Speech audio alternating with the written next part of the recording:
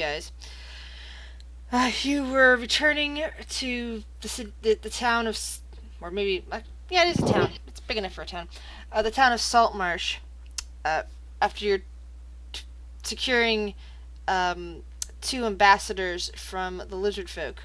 On your way back, you discovered something odd, decided to track it down, spotted a large, flamey salamander that was fighting with some local orcs, decided to assist the orcs, and then chase down the remains of the fire snakes that had come with the salamander, and discovered that there are also fire newts lurking somewhere nearby, supposedly in the mountains.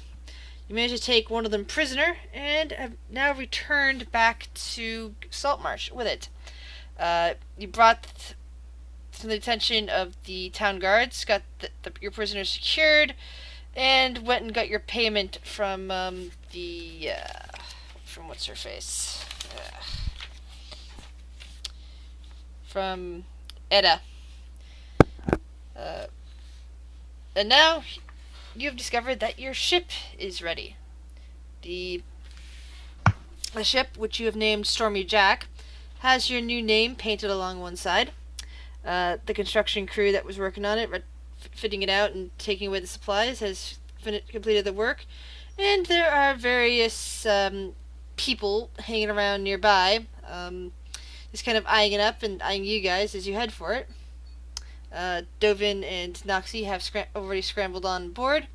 The other four of you are currently standing outside as several figures approach.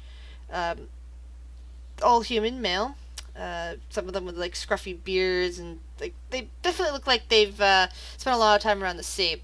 But one of them takes off a cap and just kind of looks you guys over and says, "Yeah, we're wondering if you have any room on your ship for crew." We certainly do. You looking for work? Uh, yes, ma'am.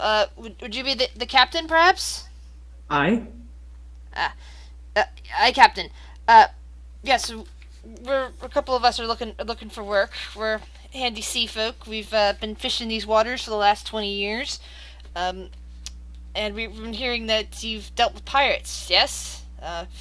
Well, we're not.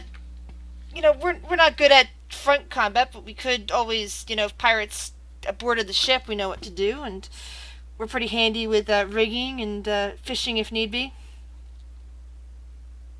You're fine with keeping up with general maintenance. I'm not sure we're planning to set out anytime soon, but we could use your assistance in that. Uh, when is it you plan to set out? I'm just gonna kind of look towards the group. Were we planning to set out anytime soon? Well, we gotta kill all the pirates, right? So that's number one. I don't know. I got some shopping to do, but I don't know. Yeah, sounds. Let's go. I suppose sooner than I thought. Yeah, I mean, what were you expecting in terms of pay? Well, the crew members kind of look at each other. I guess that really would be beyond you, Captain. About how much you wish to pay us. Hold on. What is the price of But I hire? know. Hold on, I'm trying to remember. I know there's a good listing for like various services like hireling and possibly a sailor. Okay. Here. Probationary period until you prove yourselves. That sounds like a plan. Here we go. Services. Let's see. Hirelings. The typical price of a skilled hireling, for example, would be 2 gold per day. An untrained hireling, 2 silver per day. So how much you wish to offer them is up to you. They have claimed to have some skills in the effect, but they aren't necessarily fight capable. So you can't, they're not the sort of people that you would be sending across to another ship. The to take pirates down. They'd be the sort that'd be like, cowering on your ship unless the pirates make it overboard. At which point they would be like, fighting, however they can to knock them away. That sort of thing. Well, if it costs 20 silver a day for skilled and 2 silver a day for unskilled. Sorry, two silver, 2 gold a day for skilled. 20 silver a day for skilled. Sorry, my ears plugged up. Or 2 silver a day for unskilled. We'll just do halfway and pay them 11 silver a day because they're half skilled. Okay. Sorry about that. My ears like really plugged up on the one side. Thought you said gold. Okay, I'll offer you this. We'll pay you 1 gold a day or 10 silver a day, and there's opportunity for raises. The men, there are 6 of them in total, look at each other and start nodding. So and the one who's been speaking to you says, "That sounds reasonable, Captain. If we may come aboard." Hold on. Captain, with your permission, can I look each one of these sailors in the eyes and ask them if they're not jerks? Yeah, go ahead, Lobu. Yeah, I walk up to the first one. I'm like, "Hey, buddy, you jerk. You gonna be a problem around here?" The man just kind of blinks and stares at you, looking a bit confused, and goes, "Well, I'm not planning on being a jerk. I take it that's kind of a deal breaker with you." He kind of like looks you over, up and down for a moment, looks over at, glances over towards Topaz for a moment, looks back at you, and then tries to go with, "Sir?" Lobu, I think I saw a snake. I jump directly into the sailor's arms. Ah! The sailor, actually, let's see. Hold on. Let's see if the sailor can catch you. The sailor does manage to catch you. Just barely. It's like, he gets knocked back a bit, and some of his mates, like, prop him up. It's like, are you okay? Oh, sorry, my imagination, it was a rope. That's "Are you okay, sir?" I think. I actually don't have a position here, but I've got my eye on you. I've got my eye on all you guys. The humans still kind of nod. Oh, yeah, that's right. Noxie has power issues. I wonder if Dovin does too. So I'm gonna put 1 silver per 10 silver per day per person. All right. So as the new crew members make their way on board, that guy with the clipboard comes back again. The one you have spoken to before. He kind of fixes his glasses and looks at all of you and says, are you guys ready to ship out?"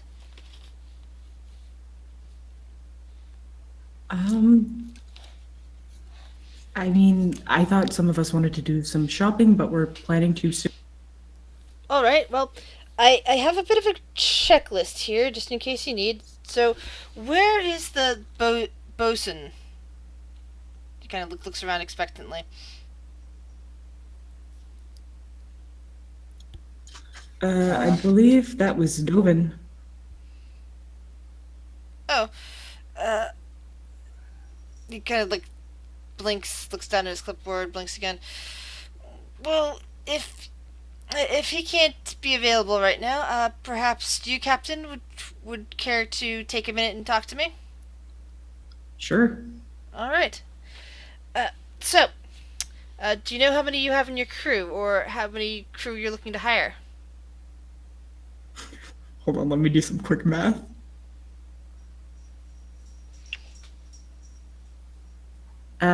Would we have 12 right now? Yes, you would. There are 12 of us. All right. I'm not certain we would need many more. I'm just asking to make sure you have all your supplies requisitioned. You probably want enough food and water to last them. It's good having backups in the forms of druids, clerics in the site that can create their own food and water. I mean, you guys seem very capable. Seem very We capable of have making. that. Yes, but just in case something happens where you can't make your own food and water, you probably will be needing at least some provisions just in case. I mean, you guys, you're very powerful, so I am going to take a leap here and assume that there'll be times you'll want to leave your ship, perhaps docked on perhaps near an island, anchored off the shore, and taking, your skiff out there, and you might be gone for days, let's say, and none of the rest of your crew will have the capability of necessarily replicating those spells. Am I right? Yes, I suppose so. So it seems reasonable that you should have at least some food and water, extra provisions, just in case you're not there to, do your magics and everything like that. There has been reports in the past of overly ambitious, shall we say, adventurers? Would that be a good term? He taps his mouth for a second. Yes, I guess I'm gonna use that term. Overly ambitious adventurers sailing out because just feeling confident because they can create their own supplies and forgetting that they don't always stay with their ships and feed the people they have with them. The people who can't make their own supplies. So I wanted to make sure that you're aware of this and maybe make arrangements for proper supplies for your ship. I'm making note of it right now. Excellent, excellent. And he turns a page on his clipboard.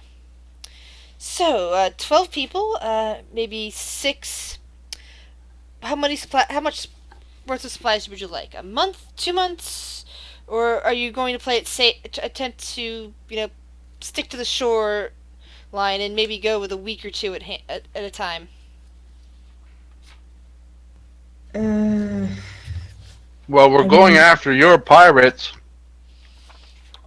True, that's what you claim. I imagine that if you do, you'll be able to talk the council into paying you extra for your food and supplies that you have. But for right now, you still need to either to make some kind of arrangements. uh, should we go ahead and purchase 2 weeks supply then? What is this, a sailors' union?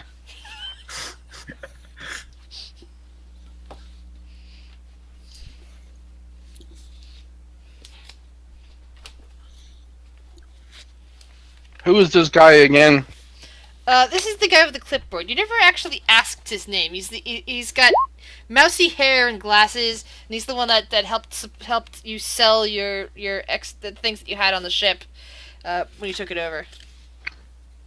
Does he work for the town? He appears to work for the town, yes, as he appears to work for the dock here.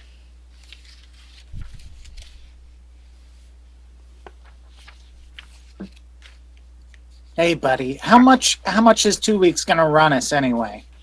I'm just checking my figures, and he starts reading things over. Let's see.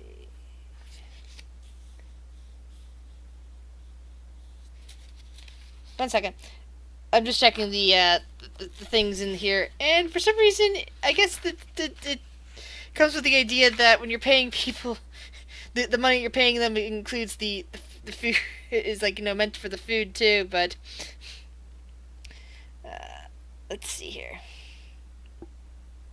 So I'm going to use that table and go with. Let's see. 2 weeks.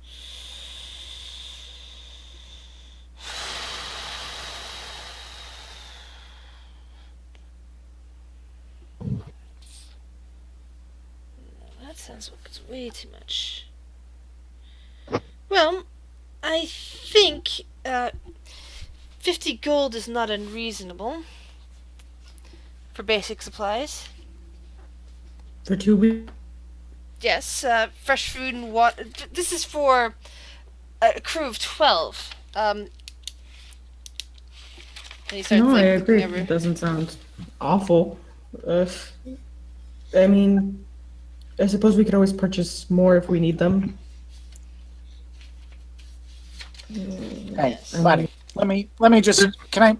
I Did want we to ever talk to you get for just. things set up with Ida? Did we ever get things situated with her Yeah, for doing whatever? she gave you guys 1,000 gold. To do what? For the lizard folk plus bringing No, back. no. I mean for doing anything for them now. No. She said, that you might want to check back in a few days to see what's going on with the lizard folk. 'Cause they need to talk to them some more. Actually set up So they didn't official. give us anything more to do. They didn't give you anything official to do. They're checking in on several things now, and the interrogation of the new prisoner as well, the fire newt. Looking over it, going, we don't even tell this guy we don't even know what we're doing. We could be sitting here in harbor for a few days. Council didn't give us anything to do. Well, that is up to you. We can start putting together the dry goods so that you can launch whenever you're ready. It's not like they're going to go bad within the next 2 weeks. That's more of a fresh produce situation there. No, I'm talking about all of the the water, the fresh water plus the dry goods that you need to keep your crew in line when you're on the sea. Not The hard tack and all that sort of stuff. Yes. That's what you're talking about. Yeah. Well, don't worry. We're probably going to need that eventually. But I did want to ask you. Have you ever had a group of adventurers owe you something? I mean, things happen here all the time. The world's a dangerous place. All I'm saying is, you give us 2 weeks half off this one time for our starting voyage. We owe you a little favor or something.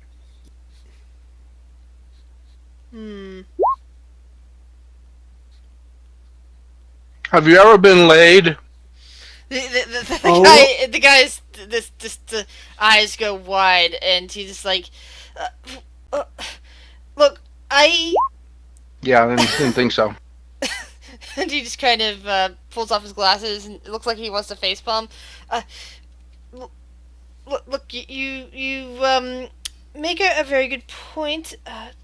We're hopefully the more goods we give you, the more likely you are to help secure the shoreline, and we'll come back and buy more eventually. So I think I can talk to my bosses and maybe cut it down to 25 gold for the 2 weeks for the 12 people.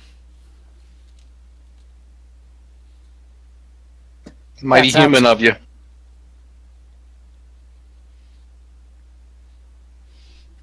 Man just kind of starts jotting something down on his notepad and just kind of starts packing away.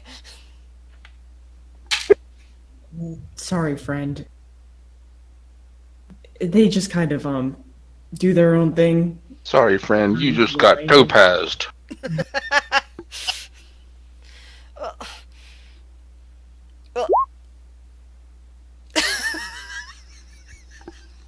Well, well, Captain, I will see about putting in the provisions and to check back with you shortly. And he turns and moves off. Guys, do we have to be assholes to everyone we speak to? We're on the coast. We're in a shanty town. It's required. Okay. Well, you do make a good point. We should talk with Ida when we have the chance. I know, Lobo, you've also been itching to make some purchases, so whatever you guys want to do. I mean, we could patrol, see what we run into. Better than sitting here. We just haven't got any bargains in place yet. That's all. Doesn't mean we can't loot somebody.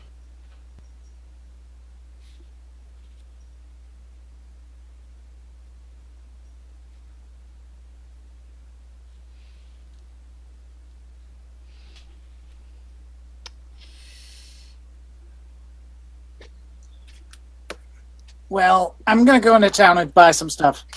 I'll see y'all later, if that's okay, unless someone wants to go shopping. Where are you going to shop? I'm getting a little tired of getting beat up so bad, so I'm gonna go get me some armor. Armor is expensive.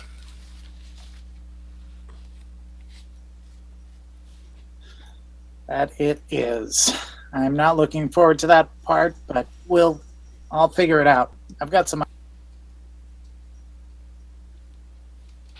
Still things to sell. We do have quite a few things, don't we? We have those gemstones we found. Got weapons. We do have weapons. Go sell that stuff. Take some of the profits and buy your armor. Oh, that's perfect. Yeah, I think that'll work just right.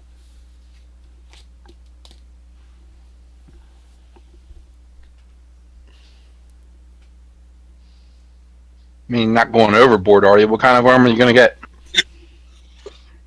Gonna get some breastplate. Interesting. Come on.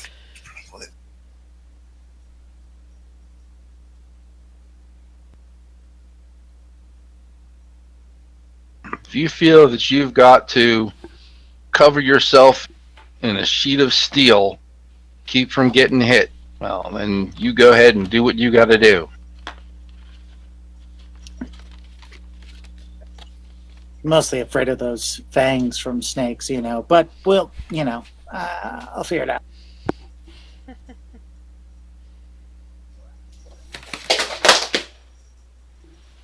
Whoops. Hold on one second, guys. Yeah. Hey, guy. You okay? That was dangerous. Look what zapped you.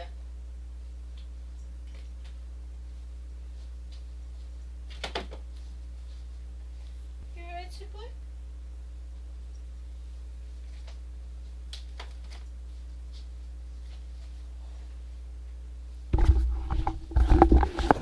Sorry about that. The cat just knocked over something electric and cabley, and I had to make sure that he was okay.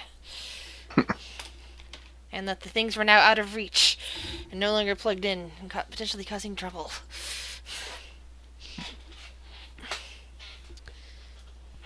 I believe I would like to come with you, Lobo, and see if I could purchase some breastplate as well. It would do better than this chainmail I have. I think. Perfect. Maybe no, it wouldn't.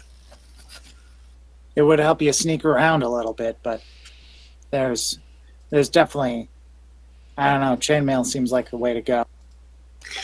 Yes, if once I can afford it, I would like some plate, but that's quite a distance off. That's very expensive. Does the Stormy Jack have a little, cart or something to push stuff around in? I imagine it does. So I think Lobu's gonna load up with a ton of the weapons we have and shields and leave the javelins, I guess. But mostly on top of the thing is gonna put the Bullywug King's crown and spear, and start pushing him into the main part of town. All right. Along the way, he'll just kind of ask random folks, "Hey, who's the best smith in town?" And see, you don't even need an investigation check for this one. You're immediately pointed out towards the blacksmith forge with a single anvil and with clear signs of dwarven origins.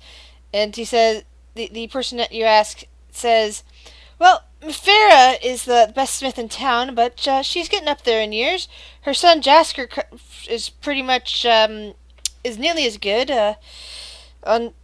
For things that she can't make anymore herself, she supervises him and makes sure that everything comes to the exacting standards of her that she's been known for." All right, they sound great. Thanks, friend. And then he pushes on with the cart.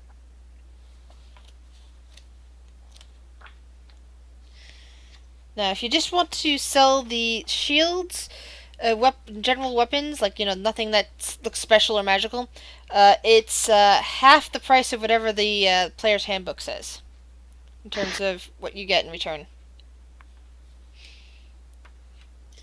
Got it. Before I figure out specifics, I guess I'd like to bring them all the stuff and be like, I guess I just want to meet the smith real.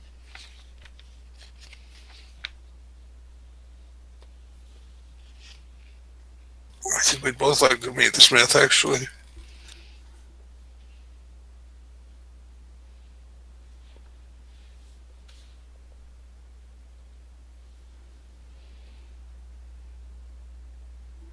Alright. So, you're heading directly to the smithery then. Is that what I'm hearing? Yeah. Okay. So, you enter in. And it's a rather, there's a lot of heat in the air from the forge. And you see, humans, even if there's ruins, of dwarven origin over the door. Which I don't imagine that Lobu necessarily recognizes that, but unless you have dwarven, I can't remember. But Dread might, just from being around.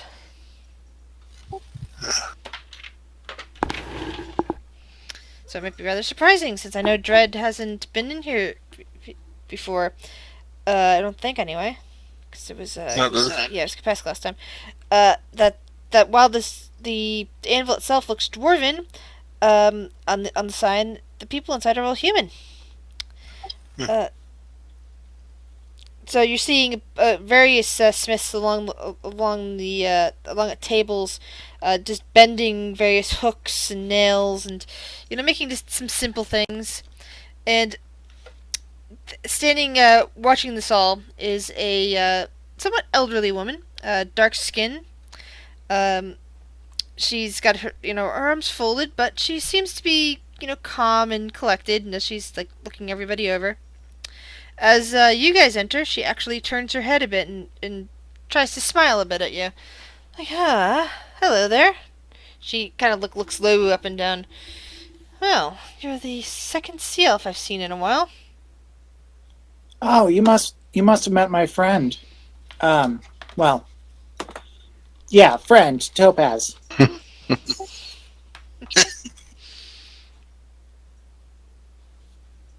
Topaz, all right. And who might you be? My name's Lobu, and I would like to commission you for a project. Well, your friend Topaz and her companions have helped me a great deal recently. They helped solve a problem that I'd been having. And the production has actually been going quite well. So I think I might be able to find some time to work on a project for you. Excellent. Do I know out of character that Kapesk and Topaz beat up some guy for her? I think one or both of them actually did talk about it. Is that correct, Topaz? Yeah. Yeah, Topaz, I think, has been bragging about it, so... I actually have this shield. Let me show you real quick. And he pulls out the shield that you said looked like, kind of like it had a symbol of a lizard folk that kind of looked like Kapesk. Okay. I found this shield and this enormous green scale, and I was hoping that maybe kind of as a tribute to my friend who had to leave town, if you could make this into a breastplate for me. That's an interesting challenge, and she puts out a hand to accept it. Interesting quality. I might need some extra materials more than this. What do you want done with the scale? I was thinking it could just be embedded right in the middle. All right. I don't know. I just get a good feeling about it. That sounds reasonable. I think I might be able to do that. Do you want the lizard folk picture to still be there after I'm done? Yeah, in some capacity. It doesn't need Okay. to be. All right. She fingers the materials and goes over to a what looks like a ledger book of some kind and starts flipping through it. Let's see. This should take me a little while and will cost. Roll persuasion.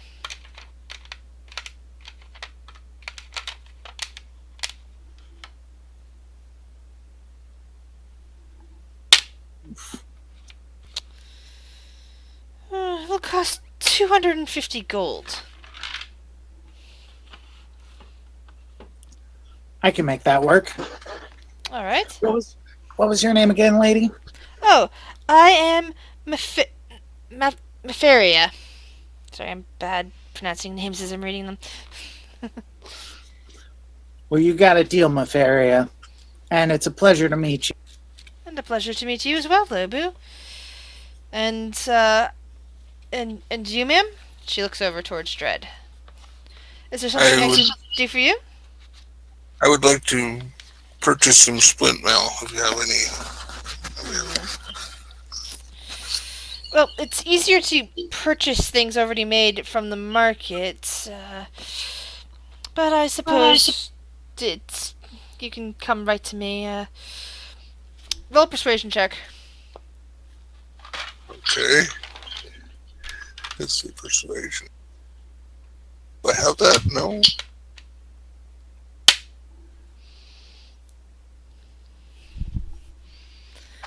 Nice. I suppose at more closer to cost and cutting out a bit of the middleman here, I can sell you some splint mail for 150 gold. That's acceptable.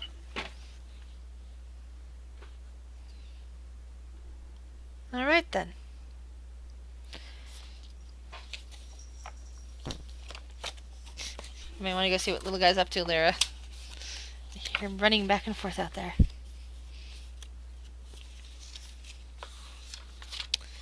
And of course, my cat is stepping on my notepad just as I'm trying to read it. Cats. Sorry, I'm trying to look up I'm trying to figure out exactly how long it's going to take her to finish that breast mail. As she's flipping through the ledger, nodding her head a bit, and then goes over a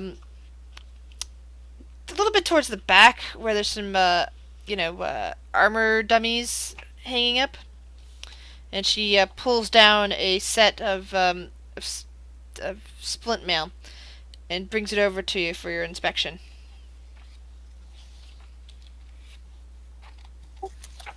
Looks good to me.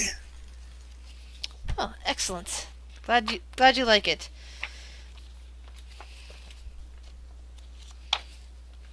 So I hand her the 150 gold. And she hands you the splint mail. It is very nice to do business with you.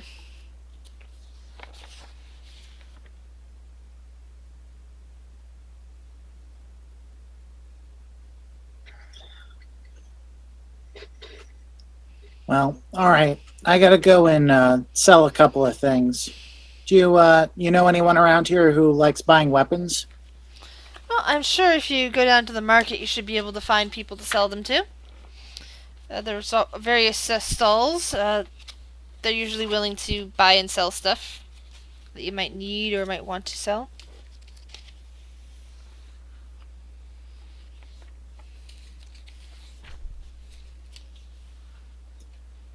Well, Dred, do you want to come on down to the market with me too? Yes, I believe I need to sell this chainmail now that I have splint mail.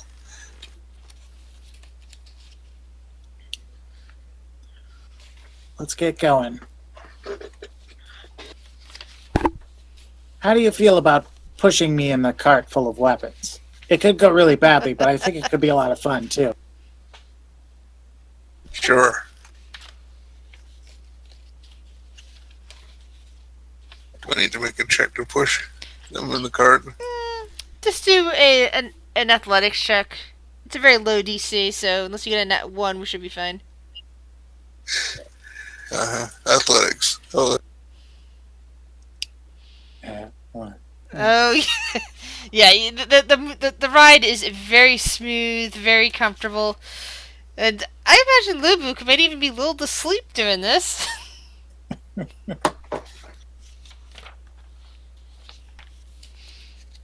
It's one of the most comfortable rides he's had here on land. Dred, you are truly a master at pushing a cart. thanks. Just what I needed to hear.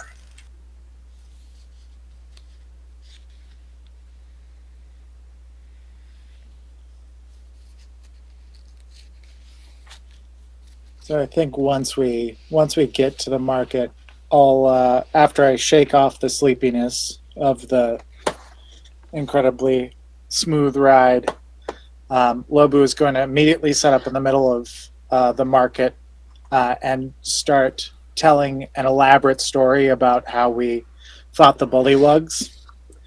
It's going to be a lot of, and then Topaz jumped right over their walls and right into their camp and faced down 50 bullywugs all by herself, and then like try my best to get the market going so I can sell the crown and spear. Performance check.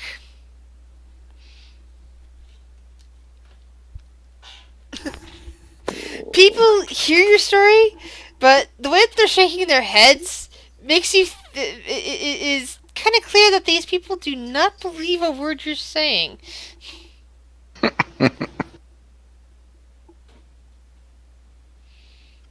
Oh, and the blacksmith, by the way, told you that she should have it in 2 days. Completed the work for the 250 gold.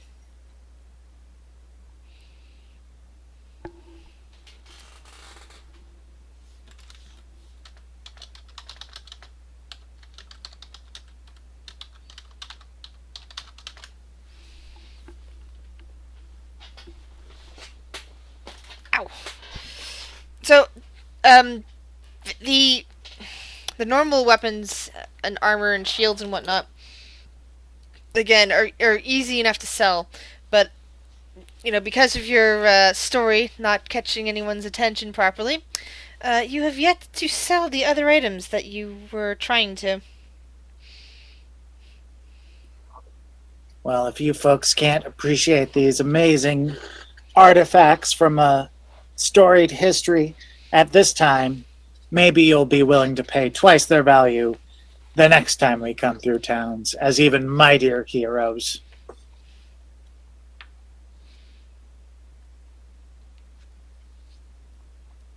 They're just kind of gazing after you, seemingly a bit confused as to what you're going on about.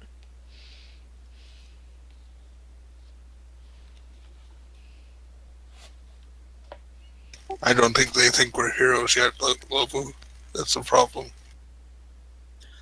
Humans wouldn't understand a hero if they smacked him in the face. That's true.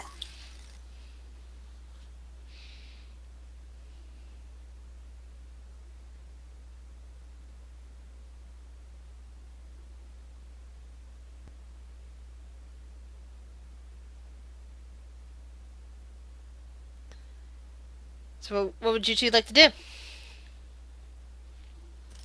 I want to sell this chainmail. Alright.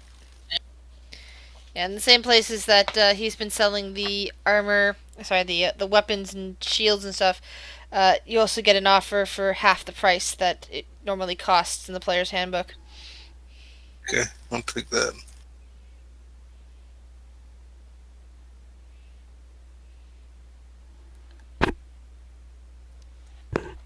Meanwhile, what are Topaz and Volan just having a bit of fun, or are either of them doing anything else at this point?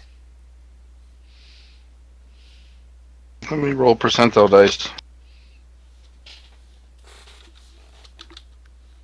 Yeah, we're having fun. Fun times. I don't think that works.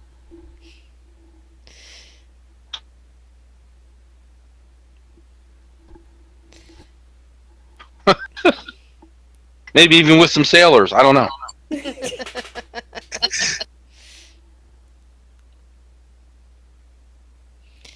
We'll be mysteriously absent probably when they come back.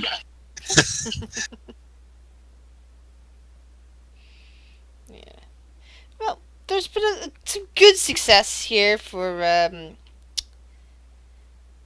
Lobu and Dread, as they did manage to buy and sell a lot of stuff, just not everything that Lobu wanted.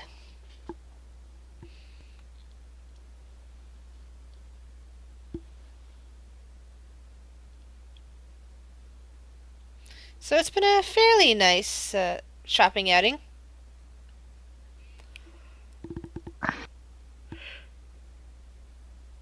You can make sure these guys are running the ship,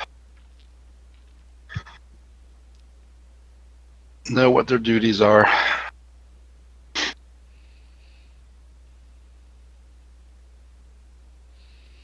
Yeah, these people seem to be pretty good at rigging and maintaining various like sails and ropes and cleaning and swabbing the deck, uh, fixing just various low level carpentry needed for like fixing the hull, as well as fishing. Do we have any ship weapons? No, you do not actually. This particular ship is fairly small.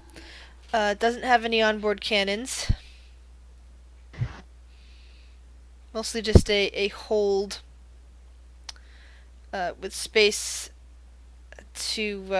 along the sides to fire arrows and whatnot. List something.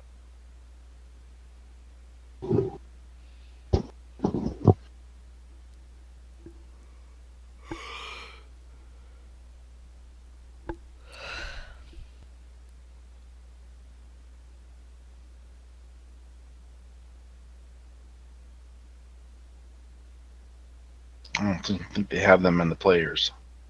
I'm sorry, can you repeat that? Because I think I missed what you said. I was wondering if they had ship weapon prices somewhere. It's not even about the price right here. It's more of where would you mount it exactly? Your ship is still pretty small.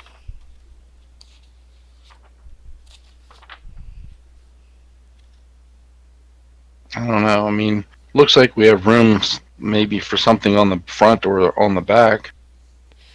That's possible. Especially on the back.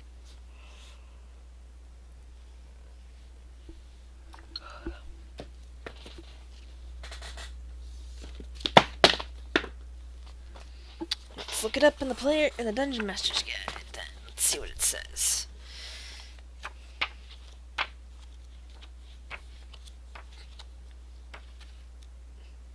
Because I know there was some good listing for travel times and ships. I was looking at that earlier, which is why I was surprised when it just had per day instead of telling me the exact mixed suggestions for provisions. But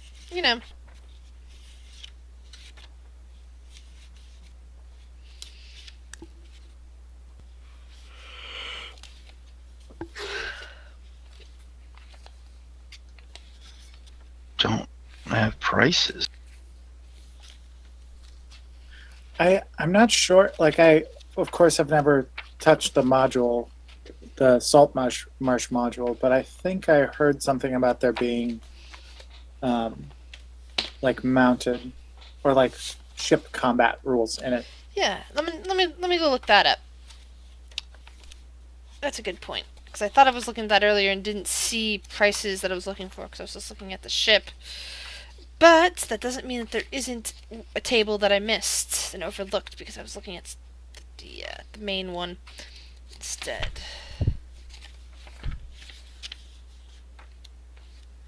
Alright, yeah, because I was looking at the wrong point of it. It's a different section of the book. I think it's back here.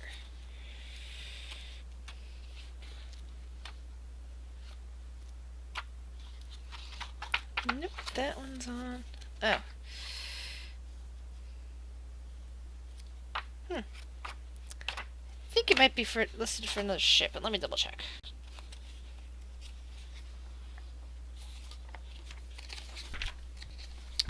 But at any rate, that's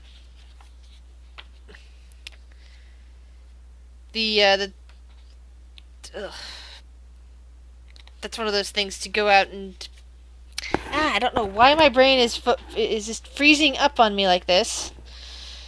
I hate when that happens. If it's not stuttering, it's complete freezing of brain capabilities. All right. Character-wise, the person to ask about that is the guy with the glasses. Because he hadn't actually offered a weapons for the ship. You might assume that you guys weren't interested in that or the ship couldn't handle them. But either way, he didn't mention that, but he seems like the sort of guy that, if anyone around here could get it done, it'd be part of his job to take care of that. Great. Where is he usually? At the moment, you don't know, because you didn't even get his name.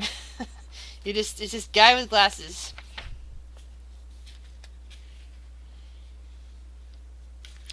But considering you keep running into him in here on the dock, it's probably not that hard to start asking around for him. If you want that information, just roll me an investigation check.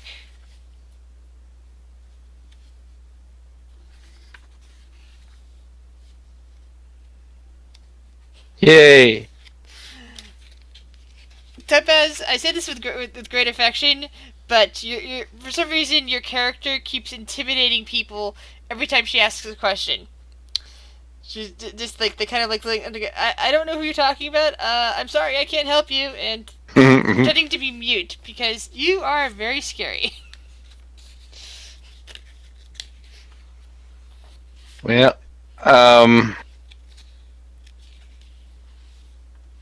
not something we need. Something would be cool to have.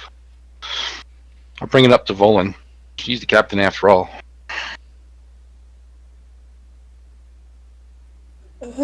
I mean, it might be a good idea to have some arms on the ship.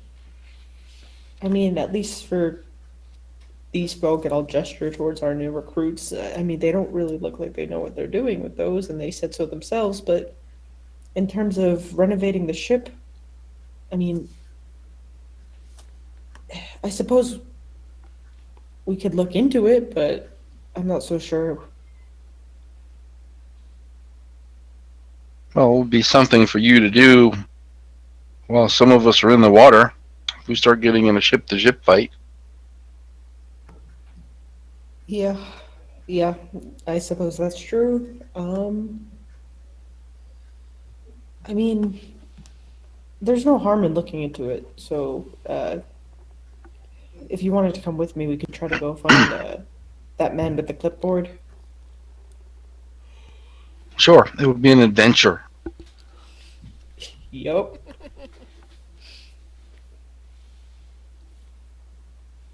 Alright, I'm gonna go try to find the man with the clipboard.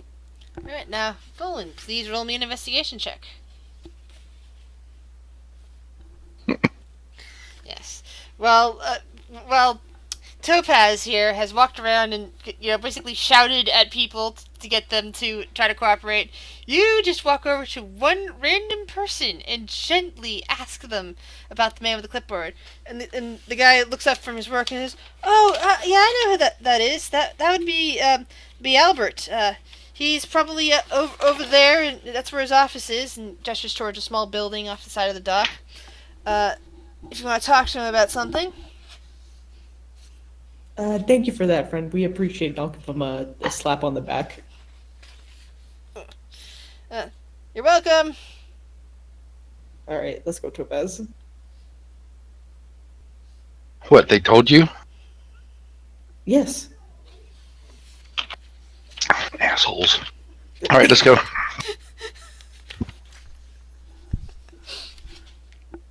So, you get to the building, and you see the man with glasses that you now know is called Albert. Just sitting at behind a desk in just a small office with a door out and under the dock itself, just kind of going over paperwork. I'll kind of rap on the door. Yeah. Mr. Albert, sir? Hello there again, Captain Vullen. What can I do for you? Is there something wrong with the requisition? I know it hasn't arrived quite yet, but it should come soon. No, everything is fine. We appreciate the work you've been doing. We just wanted to maybe ask you some questions about potential renovations to the ship. Oh. Okay, well, if you aren't... here's all the ship stuff. There we go. The appendix is much longer than I thought. Okay, well, if you would like to step into my office for a minute, I guess we can talk. Sure.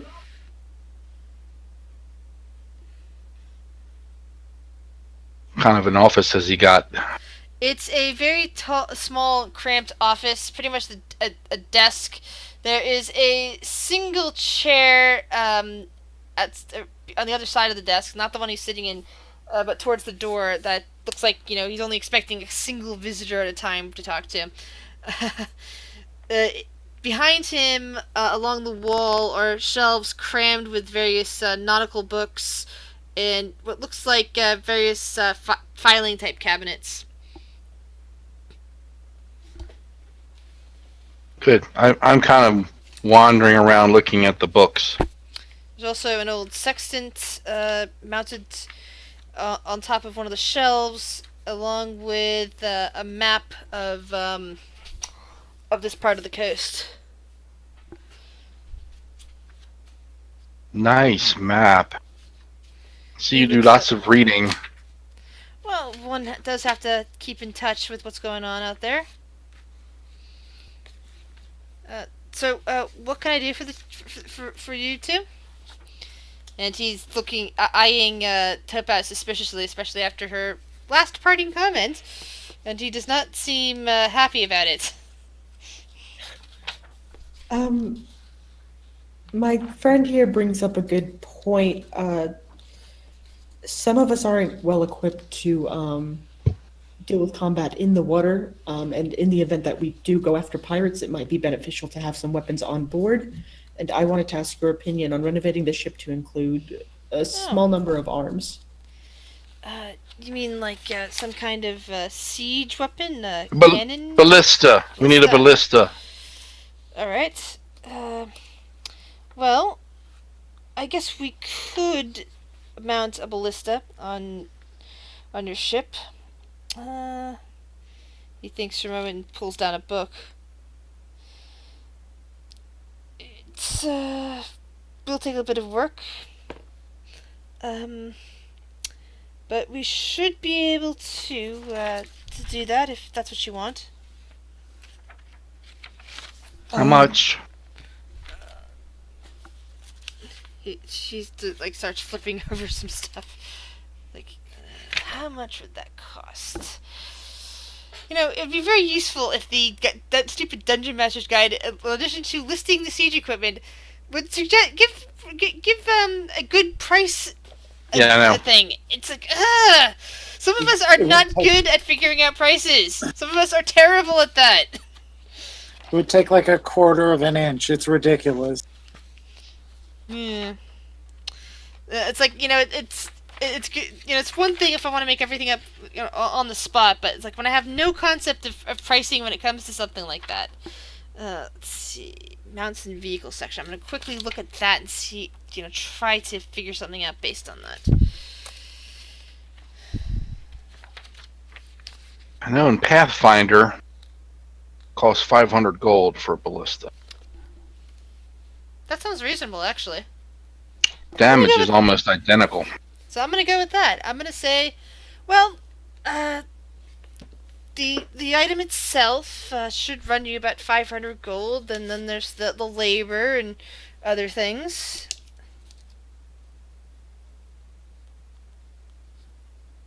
So, what are we talking? Well, let's see. That would take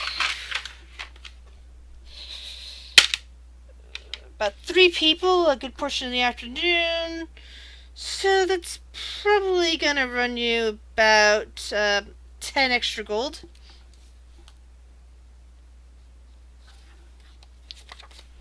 Doing mental math.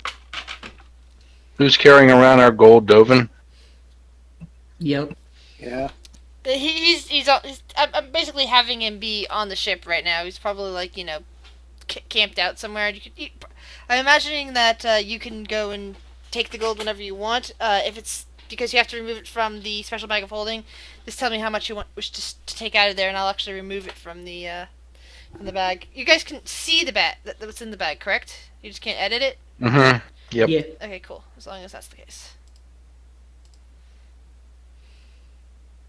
They spin, right? They come on a turret. Yes, he the Albert confirms.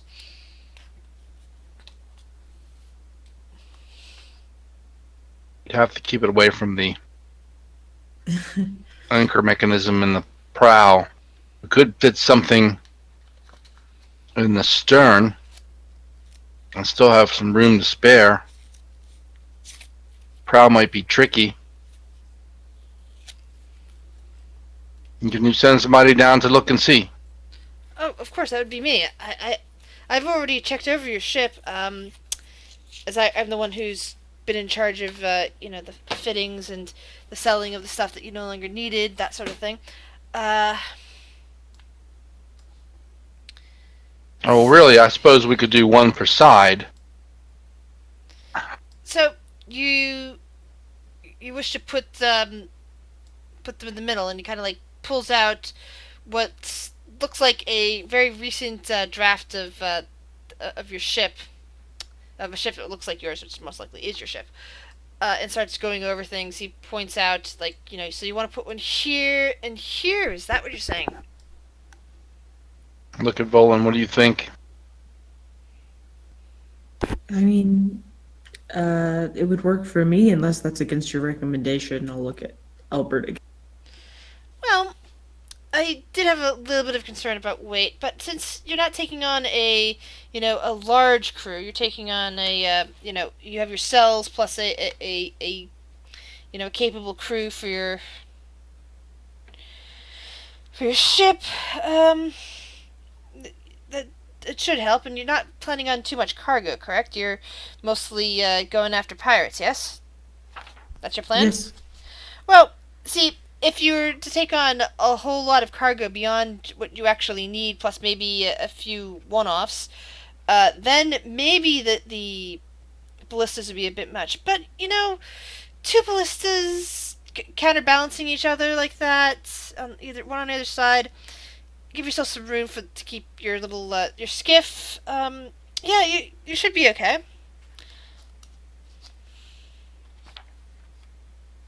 You said about 500 and some change apiece. Yes, so that would be We can do that. I can tell you right now we can do that. I know we had at least that much. mhm.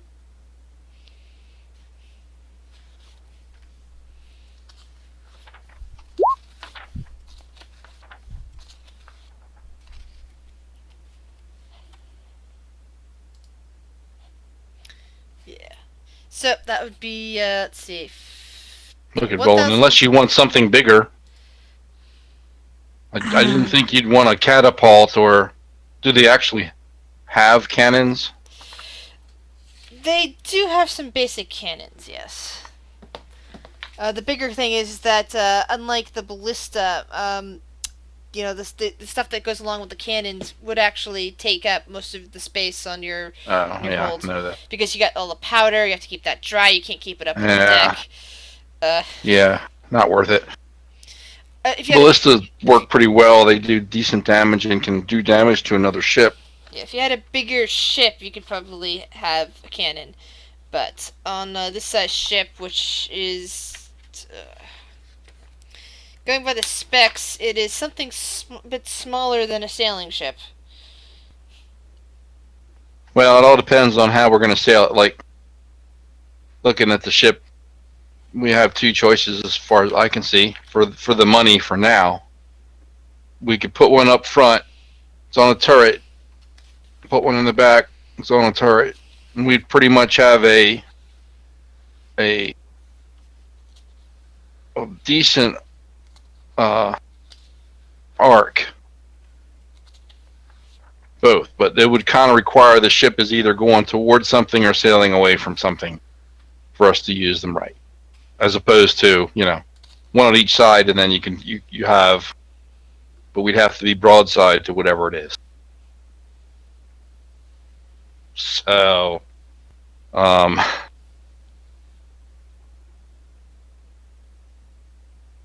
tactically, either would work, I suppose. Although, if we're broadside toward whatever we're shooting at, then they're also broadside to us. If they've got cannons, we might take more fire as opposed to presenting a narrower profile if we're heading away or heading toward them and firing a ballista at them from the prow.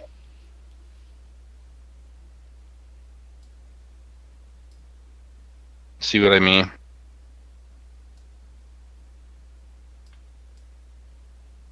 If you're talking to Albert, he's just kind of like looking between the two of you. I'm talking to Volan.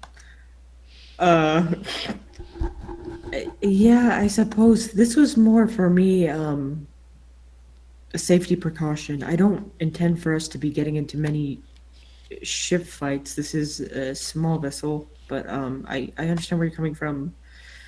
I mean, I'd much rather not be broadside with another ship at any point, not with this ship. I kind of like the idea of having one in the front and in the back. Okay. Then let's do that.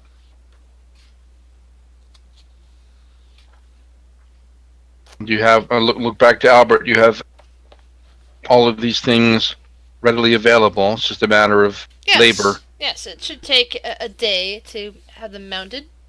Did you still want two? Go back to one? Two would do. All right, and so one on each of these. All right, he makes a note. Well, no, we're gonna do front and back. Oh, okay. All right, the one here then, and one back here. All right, we can do that. So it comes out to the same. That'd be 1,000 for both of those, and then it's well, for two that we want 6 people, so that would be 12 extra gold on top of that for their labor. All right, send them down. We'll have payment All right. sent over to your office. All right then. Shrug. Since we're waiting. And I have personally taken the liberty of fixing out editing the sheet. Okay. Would As you long as also you're- mind subtracting the 50 from the rations we bought? I thought you'd argued it down to 25 actually. Oh, okay, cool. Did we subtract that? Or I could just take it from my money. Yeah, you can take it from your money. Yeah, that's not a big deal. And as long as you're in there, will you? Oh, you've already got the Morning Star. Oh no, never mind. What? I sold 7 of them. I sold 7 of the Morning Stars, and I'll put the rest back probably. And I take it you kept the gold on yourself. That'll make it easier. Yeah. So 3 morning stars are left. Got it. Oh. Okay. Yeah, currently I By am. the way, now that Go ahead. I was waiting until after y'all made that decision, but I think it's perfect. Like, we're never going to be doing anything but charging directly into an enemy or running desperately away. I'm pretty Yeah. Yep. How do you guys like that token? Oh, that's sad. cool.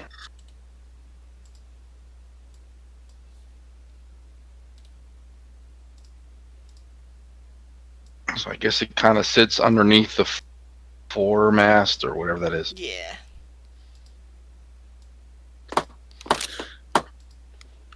Excellent. If we keep this ship for a really long time, I think we should probably turn our figurehead into a ballista. I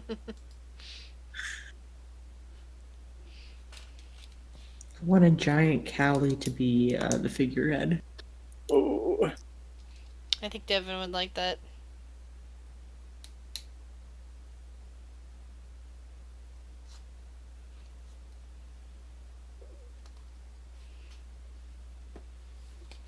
So, Libu and Dread, have you now returned back to the ship?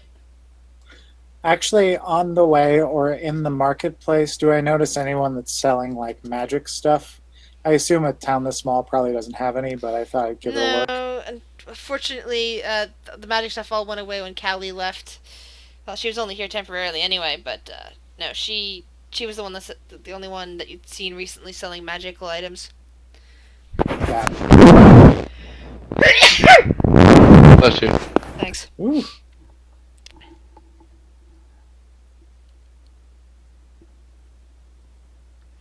So Carly left. She stayed back with the lizard folk. Yes, she did.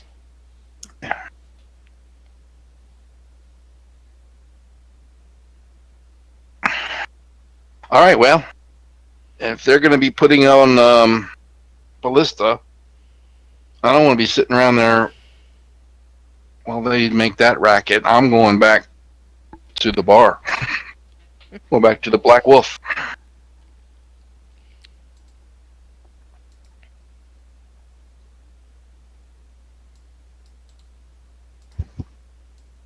You want to go back with me there, Volan? We can leave word for the others. Come join us when they're done. Sure. How about a friendly competition? I bet I could outdrink you.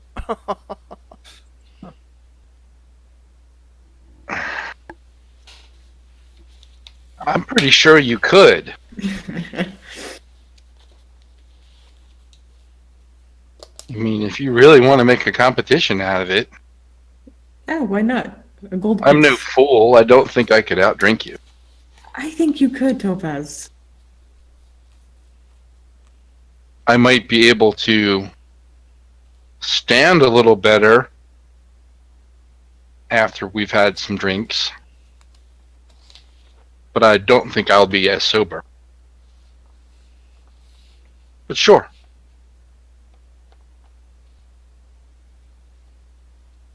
What are we betting on it? I figure just a gold piece, friendly fun. Gold?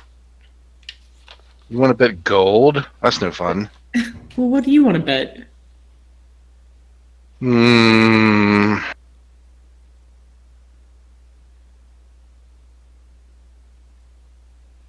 Special favors. Yeah. I figured, yeah. I mean, we could do that too. Except, if I win, I don't want that type of special favor. I want to tattoo you. What? I just want to pay you back in kind for giving me these 2 beautiful tattoos. I think it's fair. Do you even know what you're doing with tattoos? I know exactly what I'm doing. Yeah, you do not. Okay, then. That's fine. Why not? Just because I'd want to see what you do. I think I'm very skilled. I think it'll be fun. Oh, God, okay. The things I let you talk me into.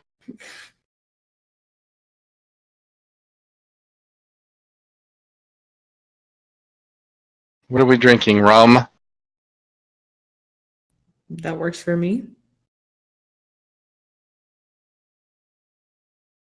All right, well, I'll leave word with the sailors for the others when if they come back to the ship, so they'll know where to find us, and that we're having ballistas put on the ship, so they don't wonder what the hell these guys are doing. That too.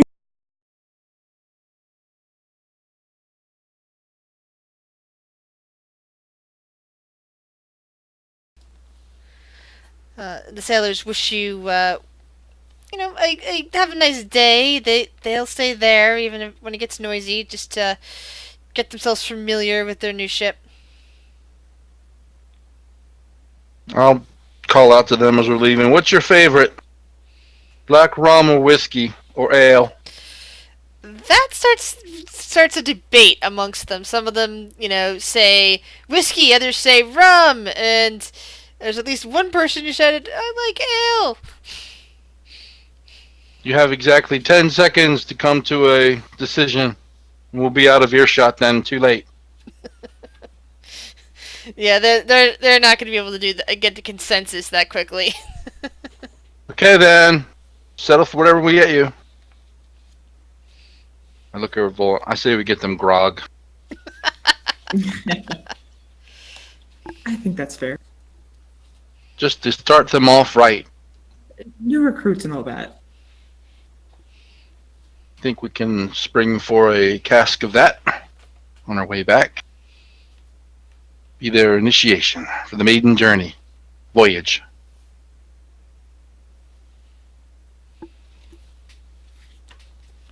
Alright. Well, I'm drinking rum.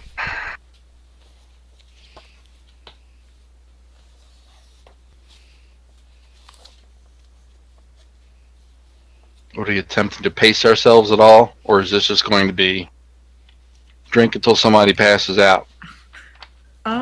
Well, real quick, what time of the day is Let's see. I'm trying to remember right off. I can't. Let's say for now, it's getting towards evening. Okay, I feel like 5 o'clock somewhere. why pace? I think this is a competition to see who could stand the longest. That's why I like you.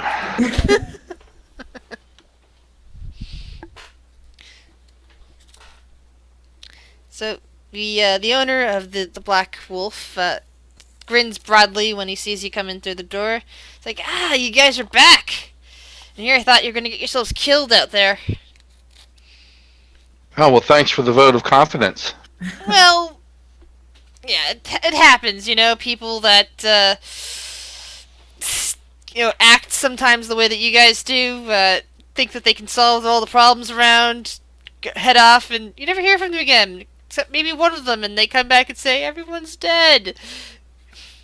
How do we act? He kind of shrugs.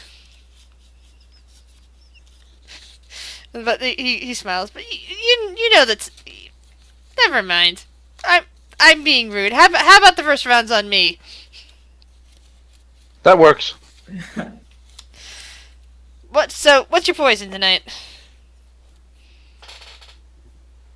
Want some of that Black Dragon rum? All right then. And you? Looks over at Volan. Same thing. We have a little bet going on. All right. Well, bets are always fun. He pulls out the bottle of the rum and pours you each a glass. Drink it in good health. I should have become a drunken master. If you make it to level 10, alcohol no longer has effect on you. Yeah. But that's only if you decide you want to be level 10 monk. Okay, then. We're doing con saves. Yep. Constitution saving throw, please.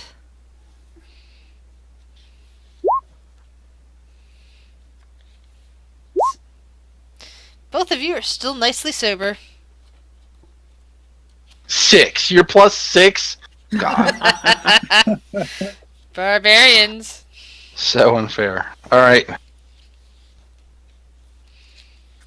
Another one?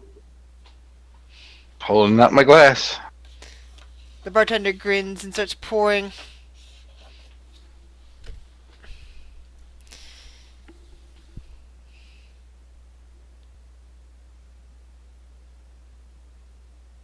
How about I run a tab for the two of you? Yeah, probably better. Yeah.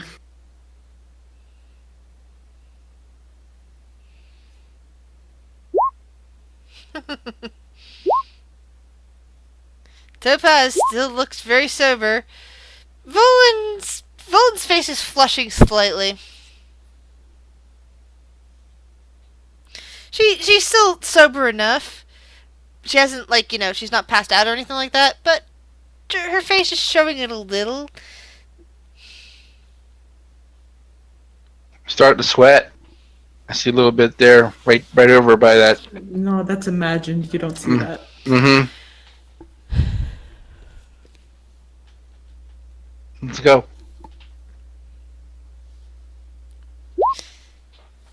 Pours you guys another. Wow, you're almost finishing off my bottle here. I'm gonna have to open another one. He pours you guys each another glass and checks the limits of the levels of his bottle.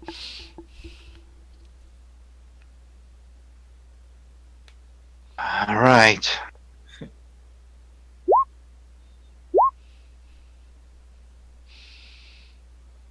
Whoa. You guys are finish off this guy's bottle. He chuckles. Puts the empty bottle aside. Now, would you like more of the same, or shall I open something else?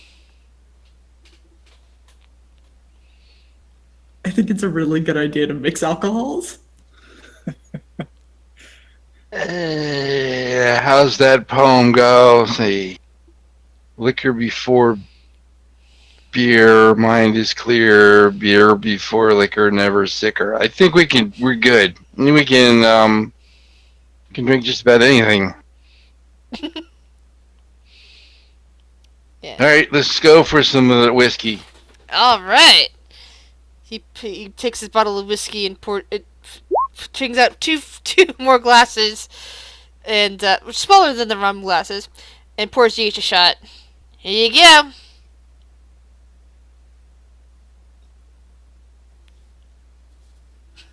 Do Dredd and I catch up around this point? Yes, right as the whiskey's being poured, you guys enter into the tavern.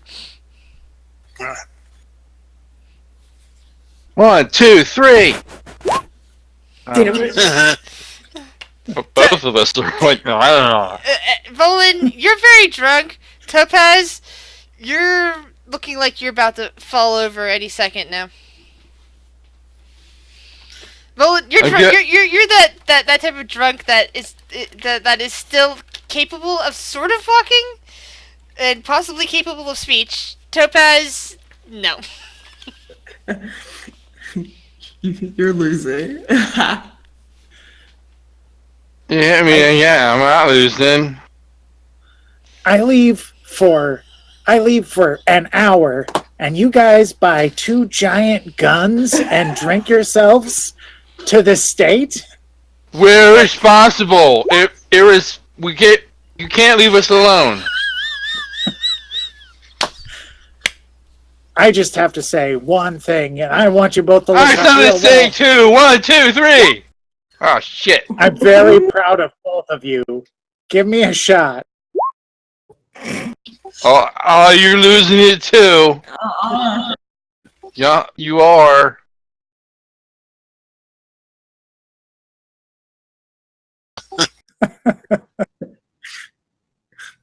Oh, Topaz, get yourself together. Topaz, because the DC was raised on that, you are now in the face planting into the bar on the floor onto Volan stage. She can't be doing much better. Yeah. However, Volan, you're now into the I can't even walk anymore stage of drunkenness. I'm gonna step in. I'm gonna step in for Topaz. You. Huh?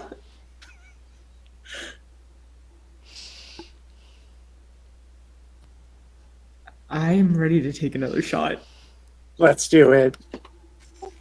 I'll just sit down at the table and watch them. The bartender is happily pouring out shots. He looks over towards Dredd. I can't get you anything. Not at the moment. I want to watch them and laugh. Okay. Volan, you're still at the same level of drunkenness. You're not any worse. Lubu, you're feeling slightly tipsy.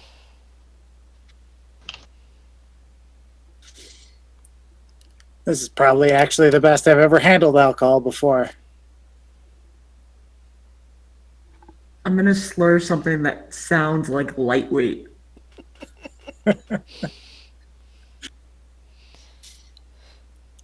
Say, Captain, do you see that weird, kooky old man we saw here last time who told us about the ghosts and thing? Okay, that is a great use of a key point. Topaz, your eyes are now open. You're now back up on the bar and capable of taking another shot. Takes me a couple of tries to get a hold of the glass. I have to fiercely concentrate. Finally do.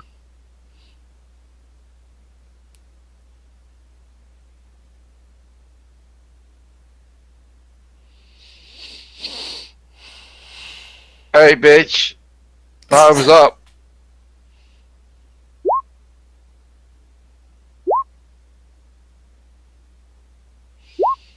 I'm just kind of melting on the bar.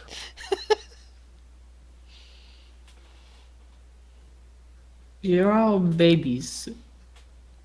And Lobu, the spooky boys. Oh, kind of stare bloodshot eyes past you over. Oh, it's Dovin. And Lobu. Wait. Huh? No. Who's... Oh. That's your girlfriend. Be cool.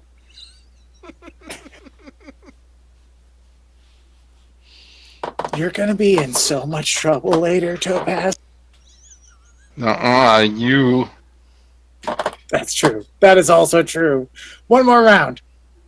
Bartender goes, okay, but hopefully one of you will be sober enough to settle up, and then he eyes Dredd speculatively.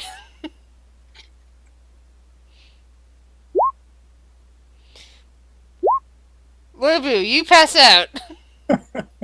Sounds right. Volan, you're fine. You're perfectly fine. In fact, you feel like you're sobering some, even from drinking this. Topaz, you're still in about the same state.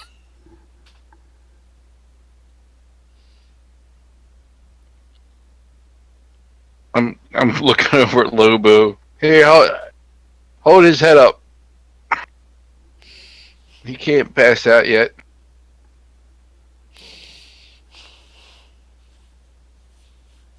He didn't even drink any rum. It's because we drank all the rum. Speaking of which, the bartender leans forward. That'll be 10 gold, please. Okay.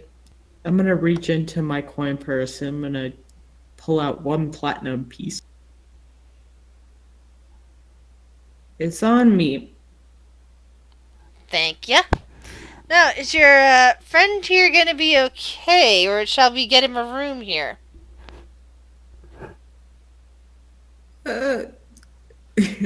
What is the likelihood of any of us walking back to the ship? Like, Dredd is perfectly sober. You are bobbing and weaving. I don't think Topaz can make it out the door. And Lobu's passed out. We never said we put away that cart full of weapons. Depends. Did you make it all the way back to the ship yet and deposit your thing, or did you just cart the weapons around and see them enter into the bar after finding out that they're getting a ballista installed. I think the reasonable thing is we probably put them away, but we never said. I assume that's how you found out about the ballista. Yeah. All I gotta do is make it to the water. Let me And see. probably that's all he's gotta do too. You get him to the water, we'll be fine.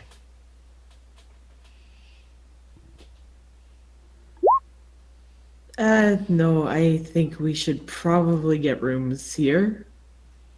I can't walk very well.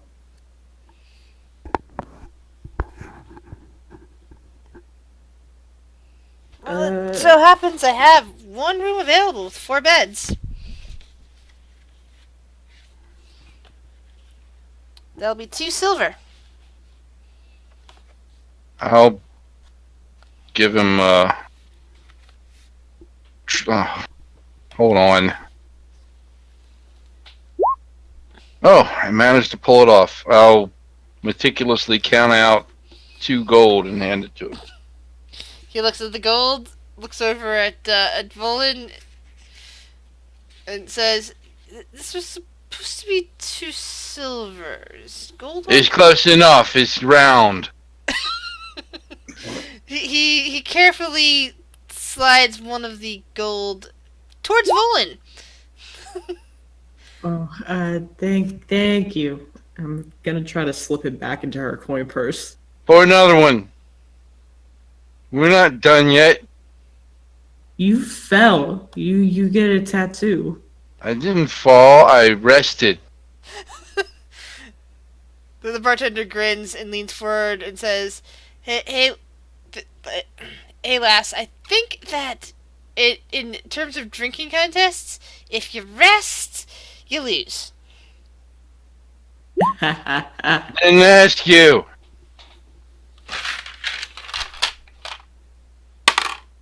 The man grimaces and bolts back and pockets the 1 gold that you gave him. Pour another one, bitch. We're not done yet. I'm gonna try, against my better judgment, to lift Topaz up. Let's go. Strength check.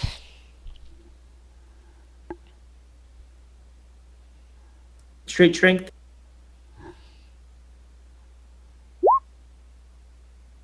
Topaz, are you going to attempt to resist this? Of course. Then we will We've treat it. got another round to do. Then we will treat it like a grapple check. But you get disadvantage for being so drunk. Okay.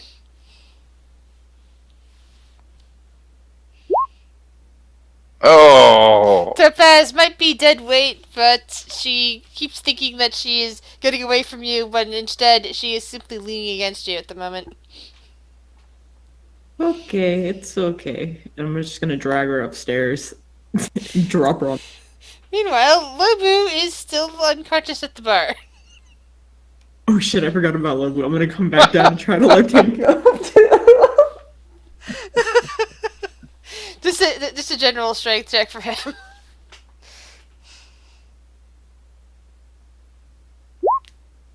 Uh-oh. Lobu is so light that works. I'm gonna walk him up too, and I'm gonna drop him on another He bed. has very little muscle mass. Yeah.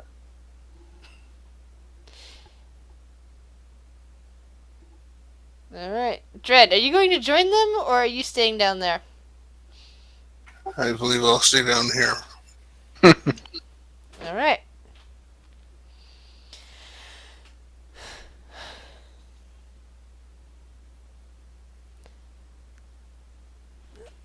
So I think this is a good time for a 5-minute break. See you guys shortly. All right. Kill. Good news is, if I fall off the bed, I have that now.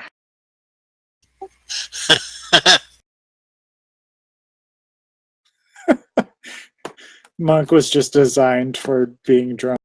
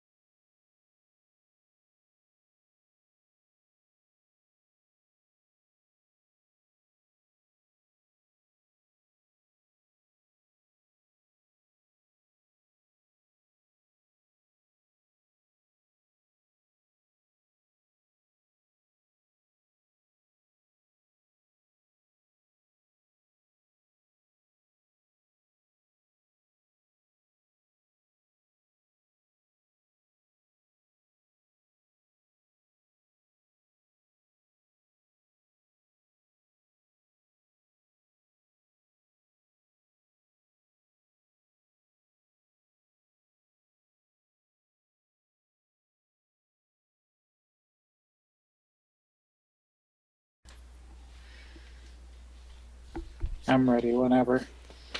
I'm here. So follow is always useful. I've seen that save monks' lives before.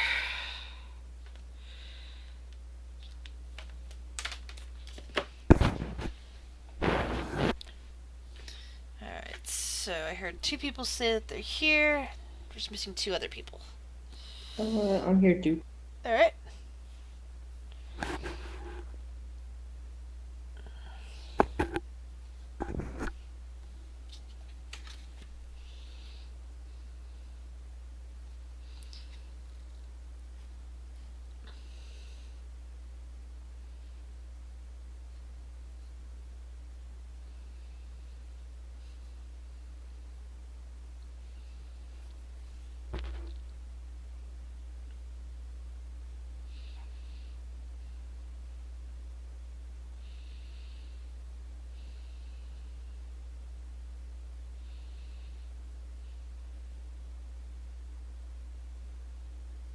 So, anyone got interesting plans for Halloween?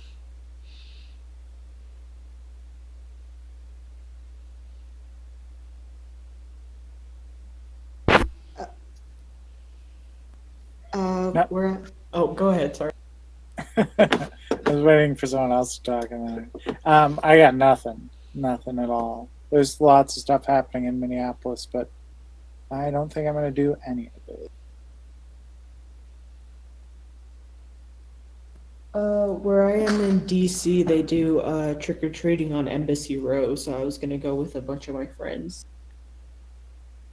Oh, cool. I was just in DC just over a week ago. Yeah, that's why I was like, oh, that looks like the Smithsonian, and I know you said it too that you were heading to DC, but that was Yeah. dope. Yeah, Smithsonian, went to a nice steak restaurant for an early birthday thing. All good.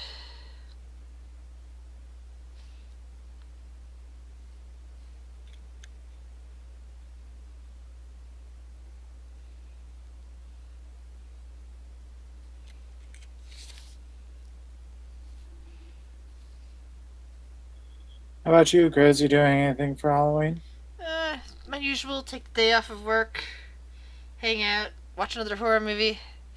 This year, I'm hoping to be spending some time working on a Call of Cthulhu one shot. All that sort of stuff, but yeah.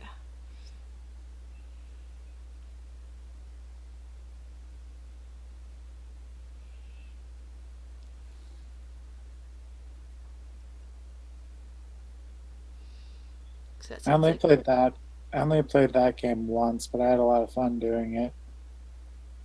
Yeah, I've never played it. I just have, but I've run similar ideas, just not the same rule set. So it's like, all I have to do is translate a lot of concepts and put them into Call of Cthulhu. Use the Call of Cthulhu dice set for that, and we're all good there. I just have to, work up the Call of Cthulhu stuff, and we're good. Am I remembering correctly that it's kind of all percentile dice based? Yeah. Done enough research to know that much.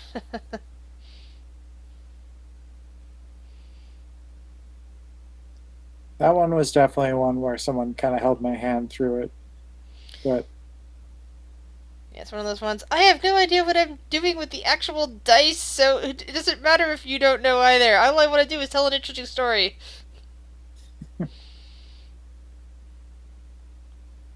That's how I roll. works.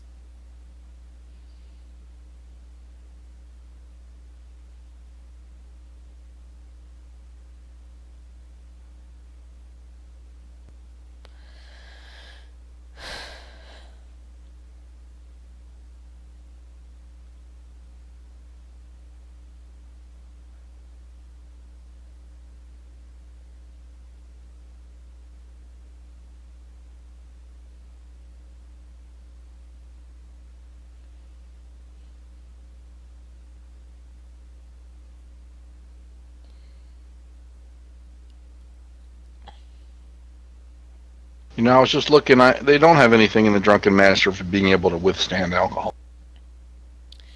I just read that there was one that, sorry, a monk skill at level 10 that was for you know, immunity to poisons, which alcohol sometimes can be known as. Oh, well, yeah, that's a regular monk thing. Yeah. So, ready to restart? Yep. Yeah. Alrighty then. Dread, it's on you. What do you wish to do? I think eventually I'll go back to the ship. Alright. Leaving your 3 drunk companions to their room. Yes. Ah, Lobu, you're sharing a room with Topaz and Volan.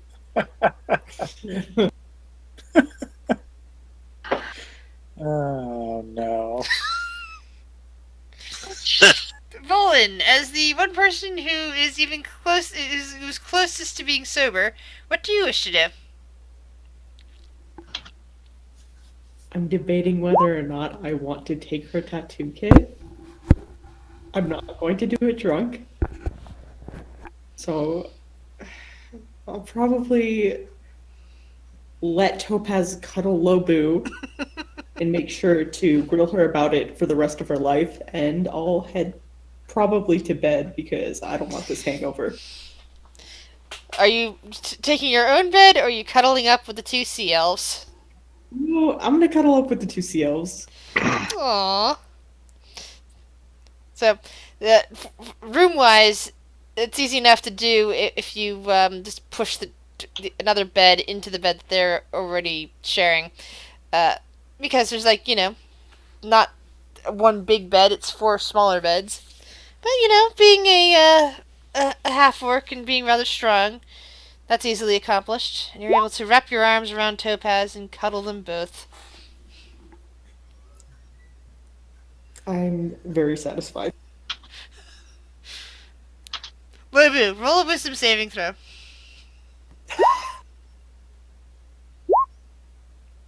Oh. You have a comforting dream of being surrounded by by just some strong I'm gonna go with tentacles in this case rather than arms and legs. But it's comforting. It actually feels nice. But you're not able to get free of them. Oh, maybe I misjudged. I'll go.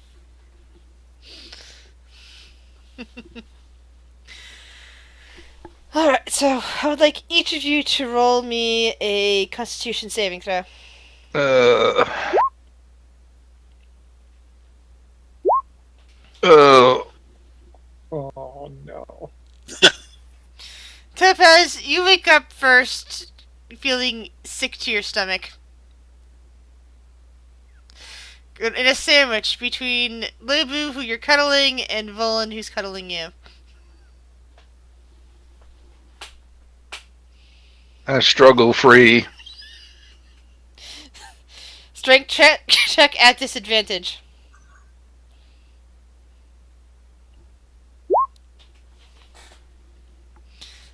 Alright, you manage to push Lobu away from you, which wakes him up as he goes tumbling off the bed. Oh God, what's happening?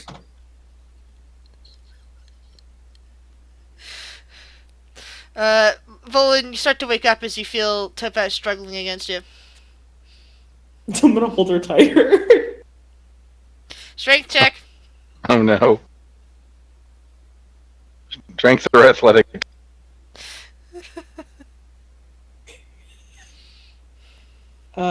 Yeah, which for strength or athletics? Athletics is fine. Plus yeah. 7, baby. Yeah, Topaz is not going anywhere. Oh, what's wrong? Sleep more. I think I'm gonna be sick. Oh, I'm gonna let go at that. Don't do it on me. Lobu is still on the other side of the bed on the floor. I'm crawling off. I'm crawling on all fours. I'm going to the window, and I'm gonna attempt to slow fall out the window. Get to the street and go to the water. All right, Constitution saving throw as you do this. All right, you managed to keep yourself from needing to be ill as you make your way to the water. Lebu, you're currently face down on the floor. You just heard Topaz jump out the window. Where am I? Why do I feel like this? You're very bad at drinking contests, friend. I only had 3. I'm gonna like claw up halfway back onto the bed. 3. I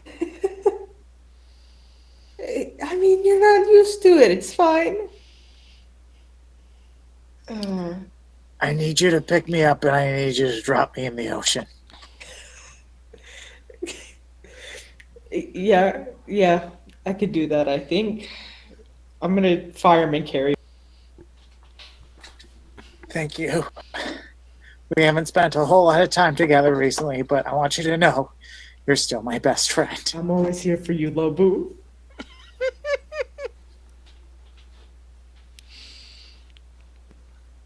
And then I'm gonna walk him towards the ocean, back to the ship. You get some strange looks from people as you pass by. They're just on their way to work, opening up little shops, that sort of thing. Don't think any of them have seen a sea elf being carried by a half-orc before. Although, sadly, they might have seen me in a half-drunken stupor trying to make my way to the ocean before. Sad to say. Probably not the first time. And you might hear the disruption as I, bump into people or banisters or walls, making my way down there. Yeah, you're causing a little bit of a of a disruption as you wander by. I can't help but imagine the scene where Topaz jumps out of the window, goes running towards the sea, and then like 2 minutes later, half-orc is carrying another sea elf through town, probably in roughly the same path. Mm-hmm. You're getting a lot of whispers. Don't talk about my friend Volan like that. Lobu, don't mind them. We're going to get through this. She's a saint.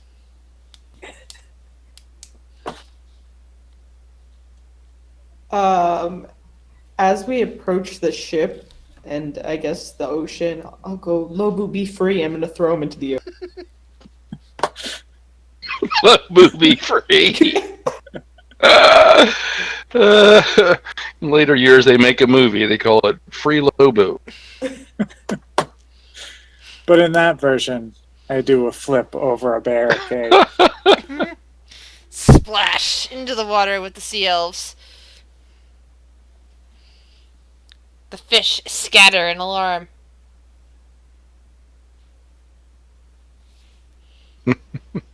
Oh, Topaz, you're here already. Whoa. Ugh.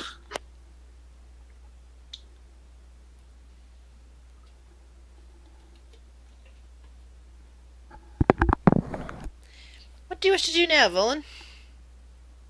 At this point, I'll probably head back onto the ship and try to find Dread. I'd be somewhere, probably just on deck, watching them work at the moment. Hey, Dread. How are you? Good. Sorry we, kind of left you on your own last night. Topaz and I had a little bet that, went a little farther than I was expecting, but, sorry you had to see that. It's fine. I haven't talked to you much recently. How are you doing? How is, your time with us? Time on the show?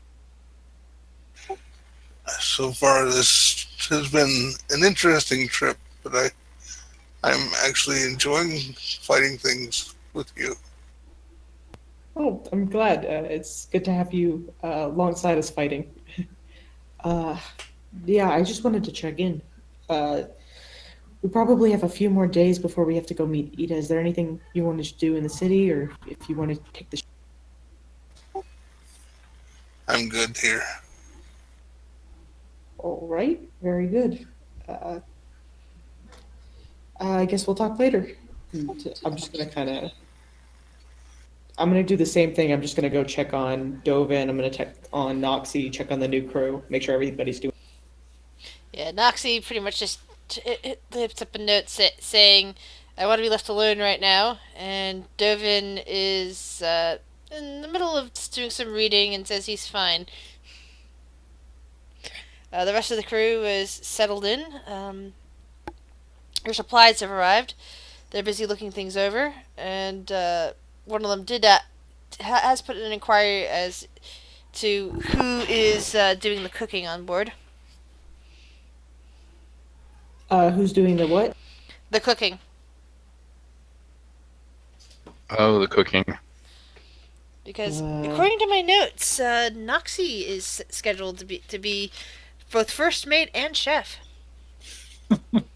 oh boy. How about that? I suppose if that's what's in the notes.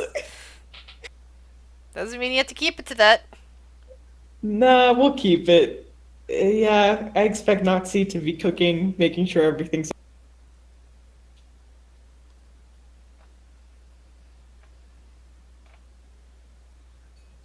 So yeah, I'll tell them. There's a little goblin woman, Nazi. I'm sure you've seen her. She's supposed to be cooking. She says she wants to be left alone right now. Don't know what that means. Kind of concerned, but you should talk to her if there's problems. Okay. Yes, I think she poked her head out of the cabin at one point, but she seems very quiet. Yeah, she doesn't talk. That's just something, you know, Oh, to keep in mind. It's not a problem. but I take it she does have a tongue, though, if she's the chef. She tastes things. Yes, is that what you're asking? Yeah, I was like trying to figure out why she doesn't talk. And I've met people who don't talk because they don't have tongues. I suppose her reason for not talking is her own, but she has a tongue. I believe. Wait, have I seen Noxie's tongue? Like I don't. Last time I looked, Loxy does have a tongue. Whatever problem it is, it's with her voice box. I kind of think I'm kind of like thinking, like in terms of effect, it's kind of like the Little Mermaid. God, yeah. I mean, again, her reasons for not speaking are her own, and I would appreciate it if we keep it that way. But I mean, she tastes things. I don't think our main concern should be the food. Why don't you worry about taking care of the ship? How about that? Yes, Captain.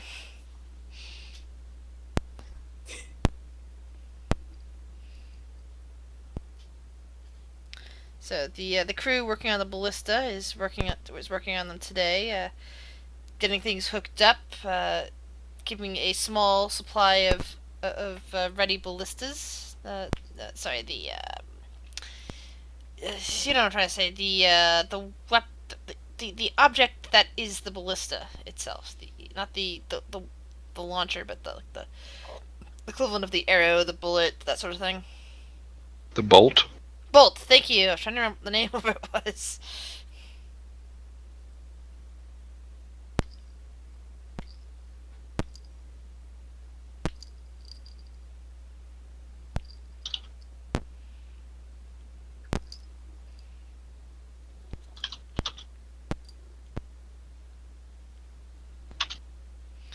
So, what would you guys like to do? Lobu will go fishing immediately to try and catch breakfast for the crew.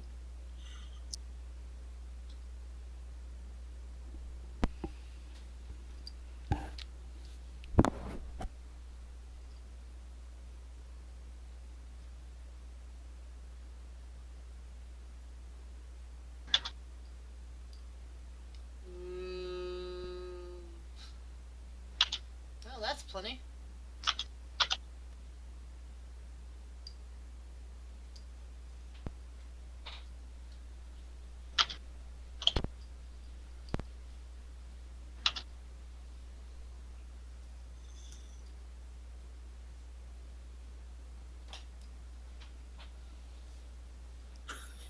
The crew that happened to be there stop what they're doing and just gape at Topaz.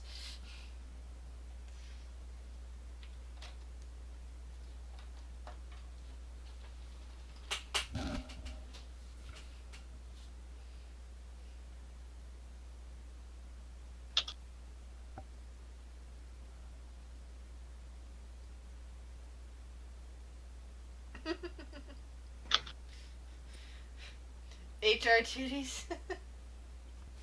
With Topaz, just we need a human resources off. Okay, because Topaz is, let's see, the navigator. Lobu. I have to move there. I can't see the paperwork. Lobu doesn't have an assigned job. Lobu, come here for a moment. Yeah, what's up, Captain? Would you like a fish? That's very kind, but no thank you. I just realized that we don't have you assigned to any specific work on the ship, and I was wondering if you would like to take on a job. Lobu straightens and salutes. Anything you want, Cap?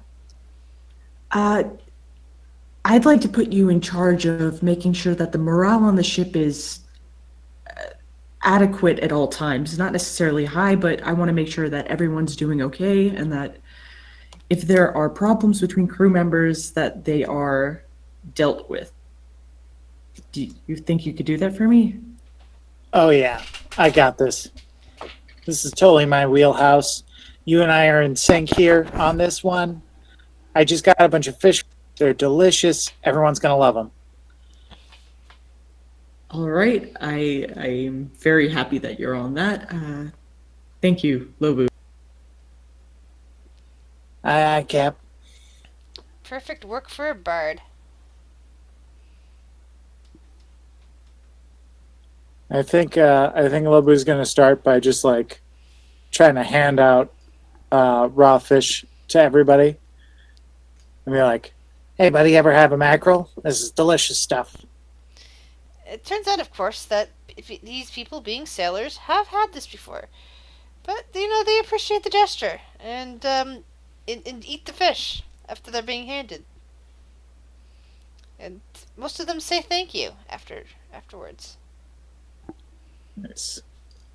I'm gonna also spend some time with individual sailors, kind of half helping them with whatever tasks they're doing, but also entertaining them with stories at the same time. Alright. Sounds like the perfect use of your time. Dread and Vulin, what about you two? What are you two up to?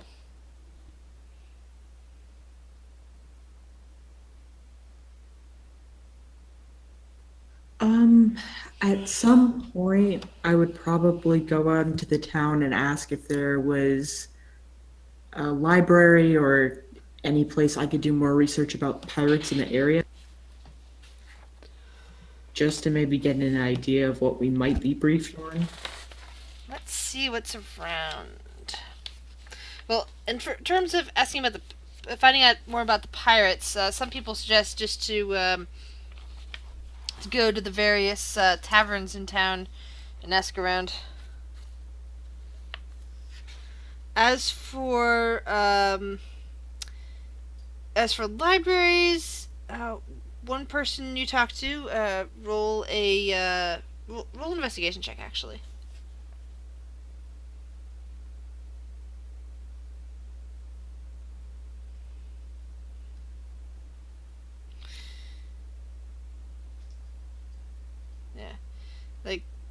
Let's see. What would they recommend you go looking at? Let's see. Is there an actual library in town?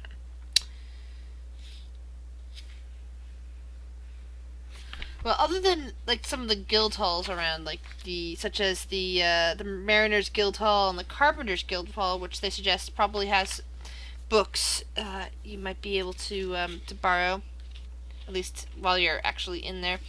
One person says, "You know what? If you're looking for books, I imagine the wizard has them.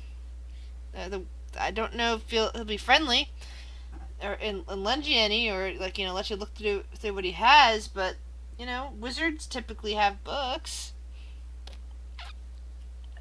I suppose that's true. Thank you for that information.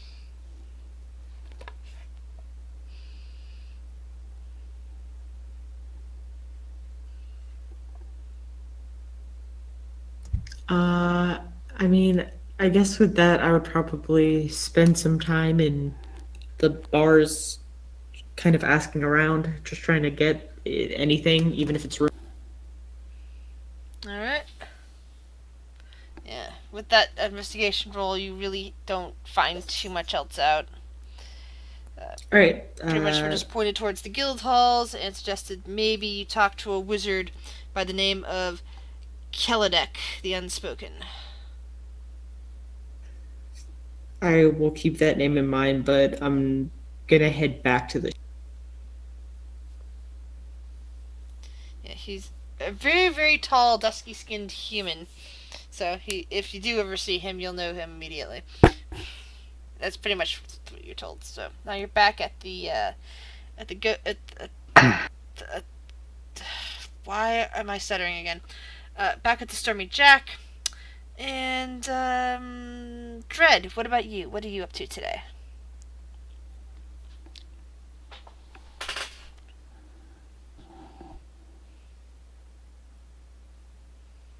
Dread?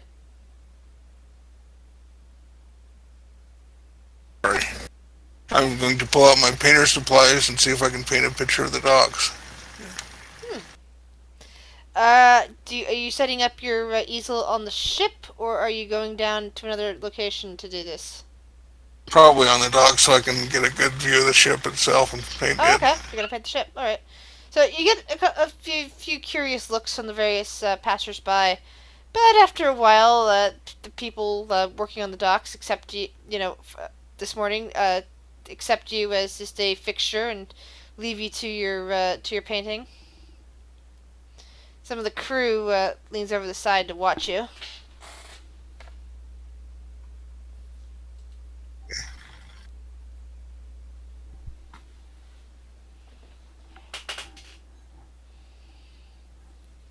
You want me to roll a skill check for that? Or Yes. I think for this one, we're going to go with dexterity. right.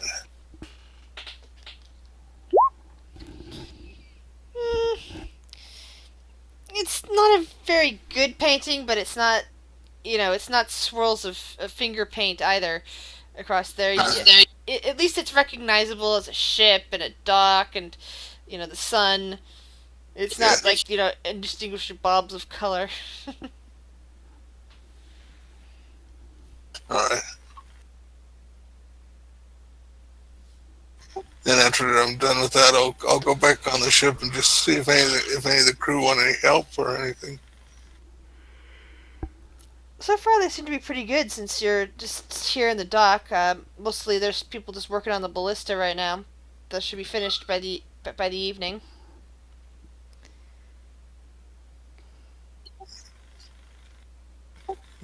No, I guess I'll just go and sit on the ship and watch the sea for now. All right. Topaz, how long are you going to be sleeping it off? At least until I can be coherent.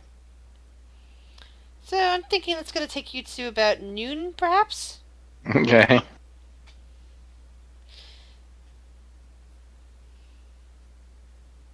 I'll go looking for everybody. I'm looking for food. Yeah, there's a Lobu wandering around with his catch of the day.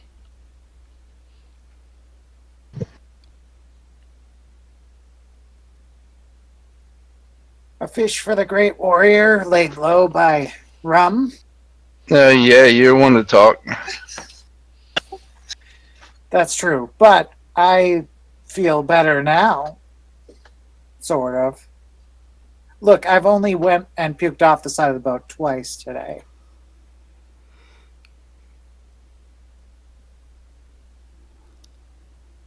I just went right to the source and did it in the water. Well, do you want to fish? Sure. There you go. Where's everybody else? Cap went to do something. Dred's painting a picture. Noxie and Dovin are being weirdly reclusive. Think I saw Callie scuttering between different rooms recently, but yeah, that's about it. And the crew, as you've noticed, have basically just been, fixing stuff up, cleaning, making this place their new home, essentially. And the workers you hired for the ballista are hard at work.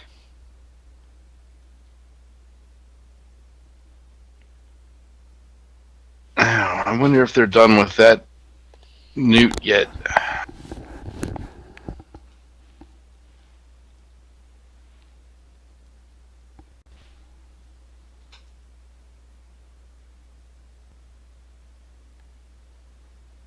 And weren't they talking with the lizard folk?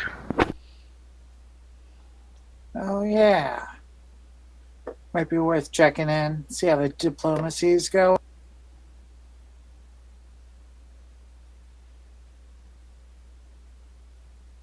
Can't keep putting off this war with Sahagin.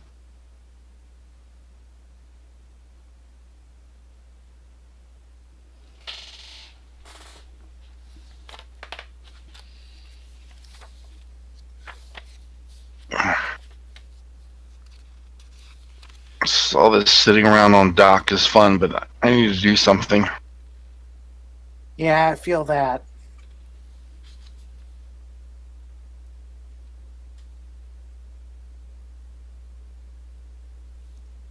Should we head into town or wait around for Volan? Now let's go into town. I don't want to sit here and listen to them hammer. Yeah, that is pretty annoying.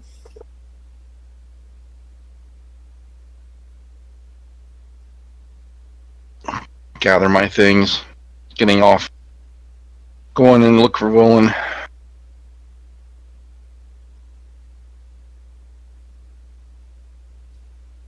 As we're leaving the ship, I assume we kind of spot Dread working. Yeah, she's in plain sight.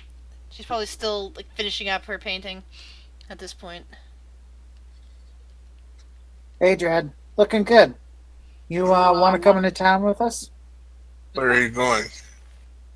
I think we're going to talk to the local bigwigs and see what the big consensus is on lizard folk and the Sahagin. All right, so I'll come with you.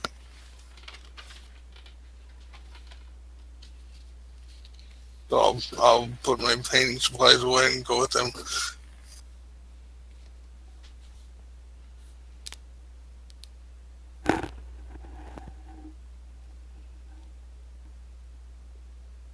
What were you painting? And I show her the painting, and see, it's the ship. Oh yeah. You're gonna put a monster in it? No, you think I should? I'm not very good at painting monsters, though.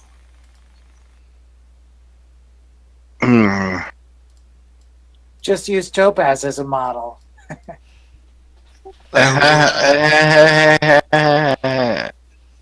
Looking at Lobo, I said, no, that wouldn't work.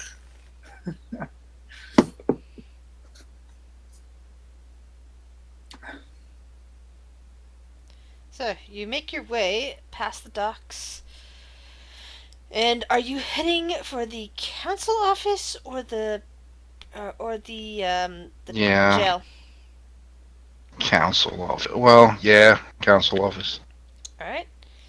Since it is mid-afternoon at this point, the council office is open. That same receptionist that you've met previously is behind her desk. She looks up and says, are you here to see somebody in particular today? Yes, Ida. All right. I do believe she's currently in her office. I don't think she's snuck out a window. The tabaxi snickers just a bit. Uh, Let me go announce you and make sure that she's all right. And she gets up from her desk and wanders back, slowly knocking on the door and poking her head in. After about a minute, she comes back and says, Miss Ida would like to know what this is about.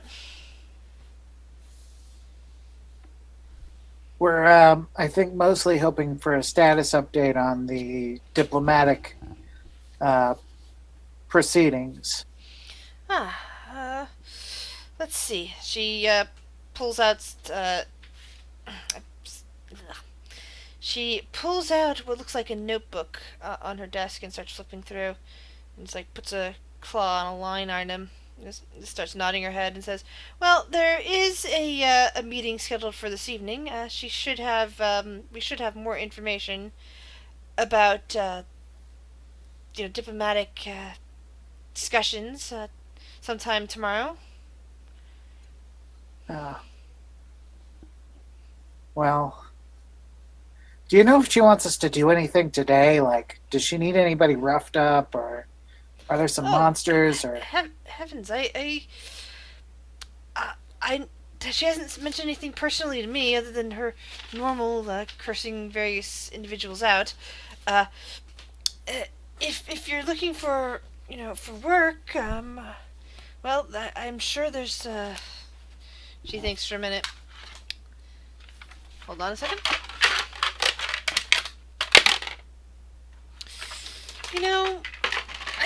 I was hearing rumors last night when I was walking by the empty net. It's possible that there might be something going on over there. You might want to talk to some people there if you like. Oh, that reminds me. There's sorry.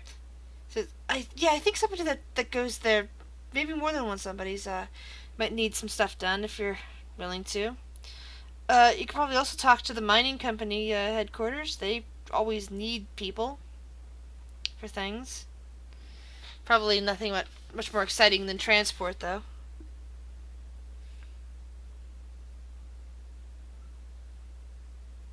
Well, thank you. You're welcome.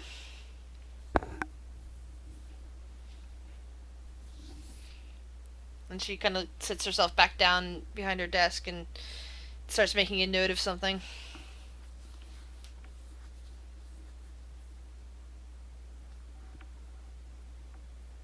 What are we doing? Sounds like maybe nothing, really. There's a couple of jobs in town, potentially. I think we still have those mining tools. We could go see if the miners want them.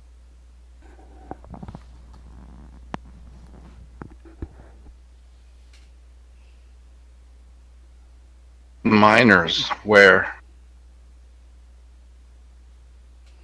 The receptionist looks up from her desk and gives you guys directions to the mining company headquarters.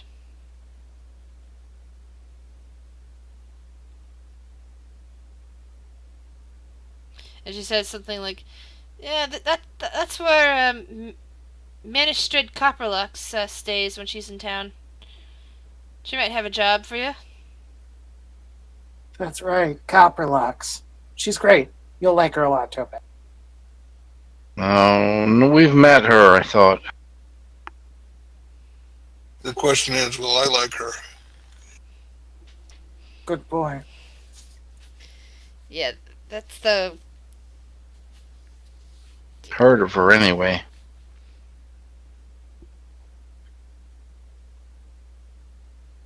Thought she had something to do with the smugglers. Topaz, roll an intelligence check. Alright. When you think about it for a moment, when you remember hearing or running into this individual, It was in reference to the situation with the blacksmith. Uh, that Carpolox was the one who was apparently sending people in to sabotage and steal stuff off out of the anvil, uh, claiming under the claims that this is dwarven property, that humans shouldn't have it, sort of stuff. Oh. Yeah. No, she was the one who was putting those dwarves up to stealing from the local blacksmith. I had no idea. I met her first day in town. Volan and I bumped into her. She seemed okay. It's too bad. Well, we shut that down.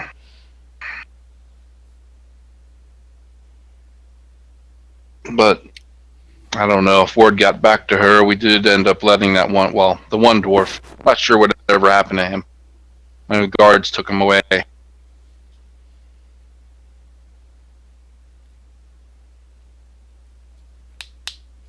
Well, maybe we should go find Volan.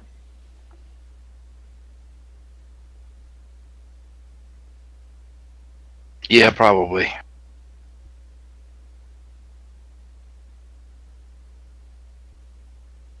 Where'd she go? Not quite sure. But it should be easy enough to find her. I'll just ask some people. She's hard to miss.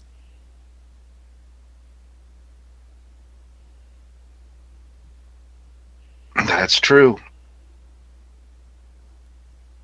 See that booty from a mile away.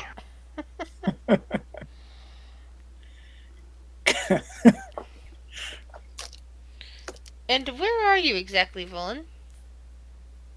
Um, I think I was in the midst of trying to get information, going back and forth between uh, bars, trying to talk to people, but I didn't get Okay. anything, so I'd And- probably be there. And where would you guys like to go to look for Volan? I think Lobu will probably just the second he hits pavement start asking random folks. Yeah. Considering the people and their attitude towards you, that is very easy. They point out that Volan has been going around to the various bars in town. The Black Wolf, probably the Empty Net. Let's see. I think there might be one more bar somewhere. Let's check. Ah, the Snapping Line. So roll me a 1d3.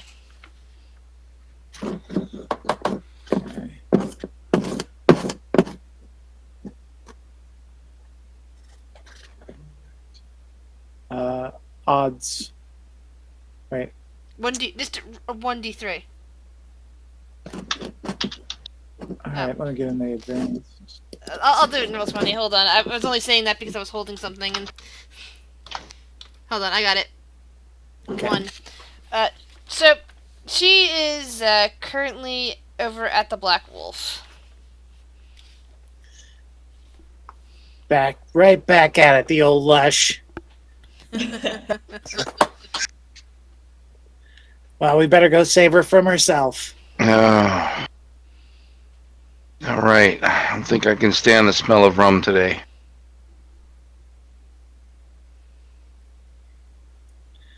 That's all right. I'll go check inside for her, and you can wait outside. I did a little bit better this morning. Yeah, I'm gonna just kind of wait outside the door.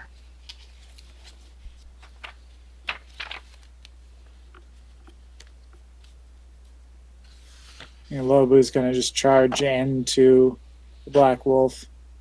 Be like, Volan, drinking already.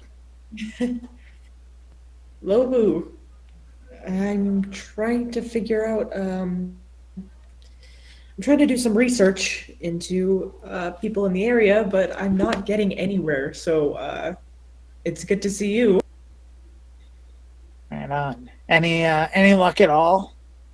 Uh, I mean, people have told me to speak some to guild people, or there was a wizard, Kabatek the let me check my notes real quick. The unspoken, tall human man, but I don't know. I'm just trying to figure out more about these pirates in the area. Well, we should probably go talk to that wizard because he sounds cool as fuck. But we did hear there was some sort of trouble down at the Empty Net, and if you ask me, if anyone around here knows anything about pirates, it's those guys. Sure. Yeah, that's probably good to go deal with that. It was just a little frustrating. It can be frustrating. Don't worry. I got you. Thanks, Lobu. And I'll head out. All right. So, you find yourself here at the Empty Nets. Partly supported by stilts driven into the harbor waters, this rickety tavern is purportedly a haven for smugglers, mercenaries, and assassins, and possibly even pirates. That's what you've been told lately, now that you've gotten to know some more of the people in the area. In truth, a lot of the people that you see inside there could be any one of those, or they could just be down in the luck travelers, adventurers, and mercenaries like yourselves. They do look like a bit of rough trade, though. Along with some of the sort of people that you saw last time you were in here, you discover that there is another tiefling. A tiefling woman.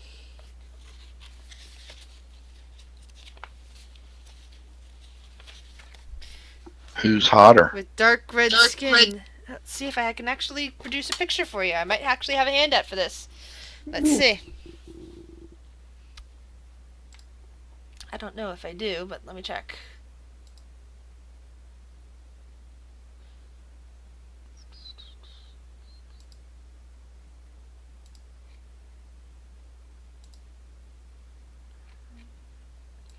Nah, I don't think I guess they don't have that sort of art handouts, unfortunately. Like for the actual character, for the NPCs that are between the various actual modules, they don't have the handouts directly in here. All right. Well, she is a red tiefling with curved back horns and black hair and pure yellow eyes. She's dressed in a kind of a leatherish coat and fitted bodice and pants and boots with several belts wrapped around her legs.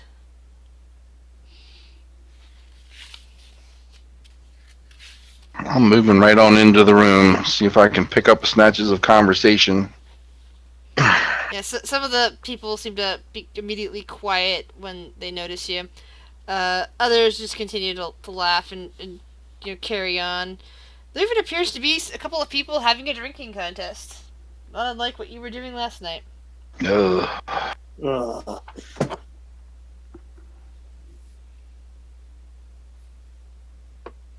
I'm gonna get myself some ale. Not drinking anything hard. I'll follow Topaz in and just nod to the other tiefling.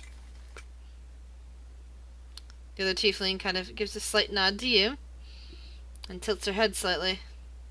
She offers you a small smile at a distance.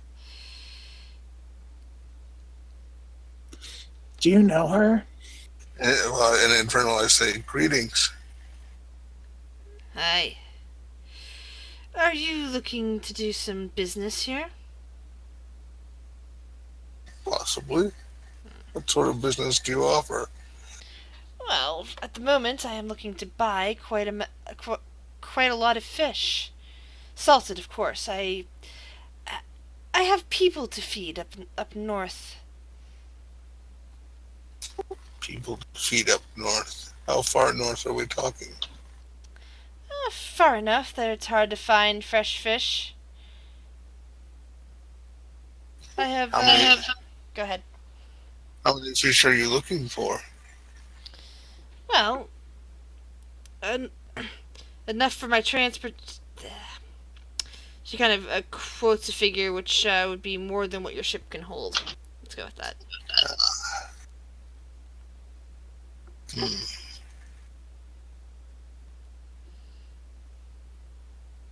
So, as she says that, I shift to common and I say, I believe our ship would be too small for that amount of cargo. Well, that's unfortunate. But still, I do have a few other potential needs. The fish is basically what the people of my homeland need.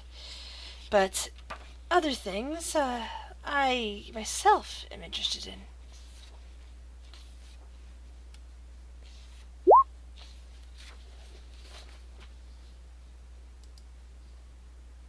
What are you interested in? Well, I am looking for an artifact. An artifact, you say? Tell me, have you ever heard of something called an apparatus of Qualish? What? I didn't hear that. Qualish? Let me write that down for you.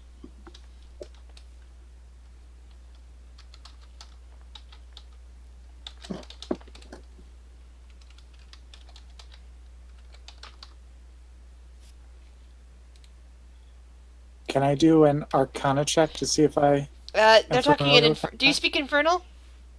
Oh, I thought they shifted to common. Nope. I did. I shifted to common, but that doesn't mean Oh, she did. you shifted to common. Sorry. Yeah. Then no, that she is talking in common, which means yes, you can roll an Arcana check.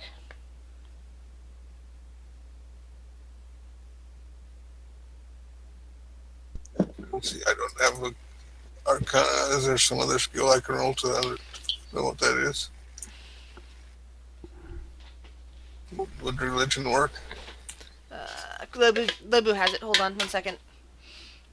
I actually know a little bit about that off the top of my head. Yeah, I'm pretty sure if I remember what that is too off the top of my head, but I'm checking at my book real quick just to reassess that. So I was thinking, what is that again? It's like, oh yeah, that thing. Mecha crab. Yeah, that thing is awesome looking.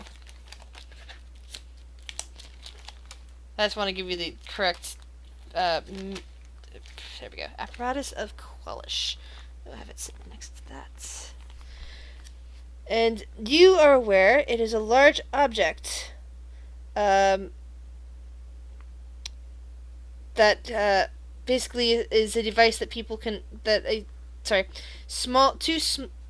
medium or smaller creatures can crawl inside and work the various levers.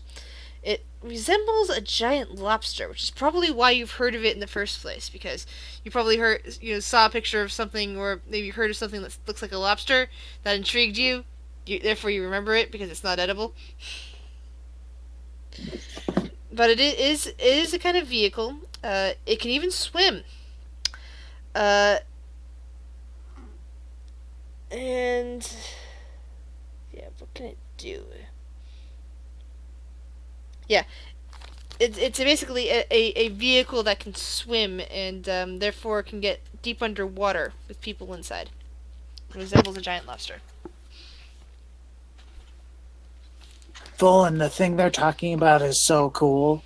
I tried to eat one the first time I saw it, but turns out it's filled with people and air and swims underwater. It's a mess, What? but it's great. What in the fuck are you talking about, Lobu? It's an apparatus of Qualish. It's great. You can't say those words as if I know what they mean. This makes the tiefling just gaze over at you, Lebu, and she smiles broadly. You've seen one. Yeah, it was a long, long time ago, but I definitely saw one, and it was definitely super rad. Well, if you can help me find one, I have a few magical artifacts I might be willing to trade it for. Hmm. What are we talking about here? Well, and she leans away. She leans towards Lobo at this point and smiles brightly at him, showing her sharp teeth. Ah, what? Tell me, what kind of magical artifacts do you need? Well, not that I've thought about it a whole lot, but we definitely could use some wands of cure light wounds, and I wouldn't mind some dexterity enhancing things, or some boost to armor class, or you know. But that's just off the top of my head. We could go with pretty much anything. Yes, perhaps even more magical weapons than we have now. Oh, that's good. Well, I might Dred's not got a good point. be able to offer you much in the way of weapons, but I definitely have some enhancement artifacts. I might even have a suit of armor for you if you're interested. Ooh, what kind of armor? No. That's a bit of a surprise. If you can find me what I'm looking for, I will show you what sort of interesting magical items that I have. Trust me, you'll want to bargain for them.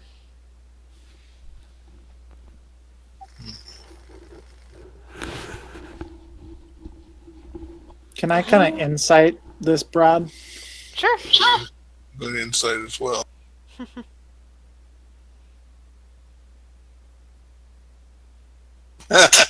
Yeah, she's perfectly honest. There's no problem with her at all. She seems honest, at least about having magical artifacts that she might be willing to trade, but she's definitely holding something back. You get this feeling about that, Lebu.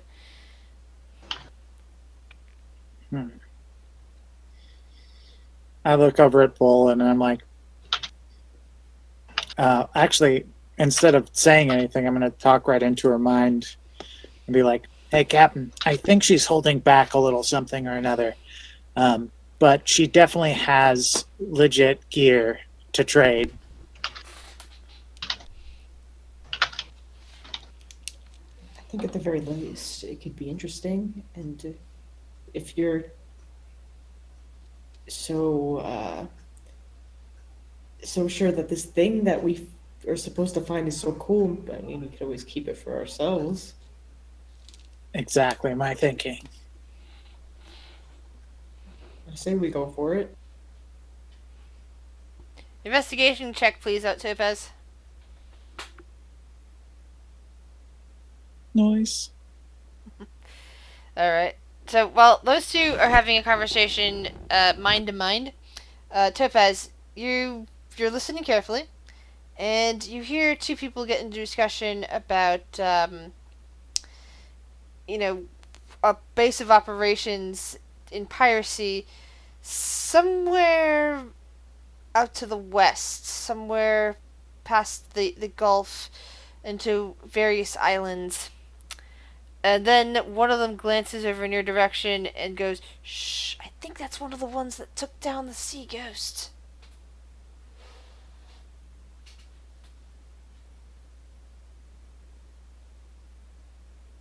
Look back at him. You staring at me? And the guy, immediately pulls his head back, puts his hands up, and says, no, ma'am."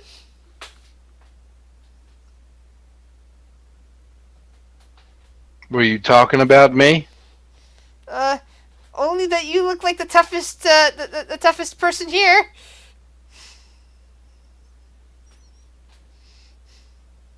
Do you even sail? Sure. I've been out on the water a few times. Look him up and down. Let's see. He's partly bald. He has a few scars along his face, but he's got both of his eyes. He's got a very patchy goatee. And is slightly overweight.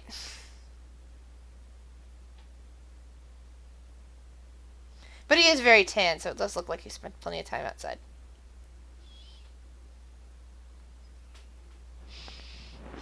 I think you're a liar. I don't think you've even been on a ship in the past 3 months. What ship do you claim to sail on? Well, I did just come in on the Eagle's Nest a couple days ago.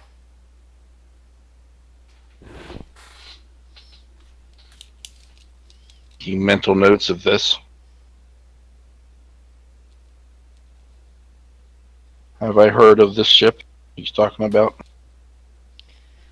Or seen it? Let's think. I think with that investigation check, yeah, you did pass by a ship today on your way out, called the Eagle's Nest. It's it was several slots down from yours. What kind of a ship was it? Let me get the exact specifications for you. I actually have my marker in the section now, so we're all good there.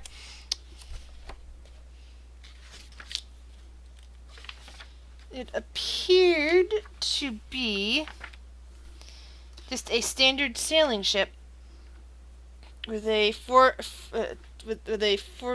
a main deck, a lower deck, and a hold. That leaking dinghy.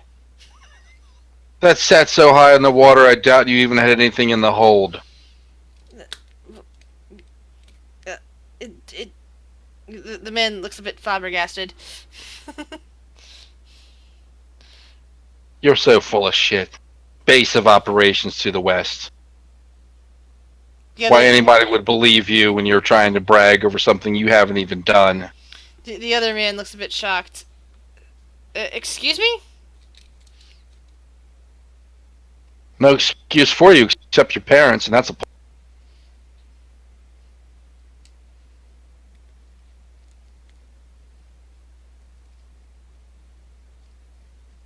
I think we got cut off because I didn't hear. I only heard a tiny amount of what you said. I said, no excuse for you except your parents, and that's a poor one. Man kind of narrows his eyes a bit, but is looking you up and down and seems to think he doesn't like his chances with this. Back at the first guy.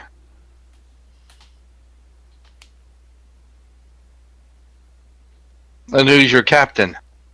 If you have one.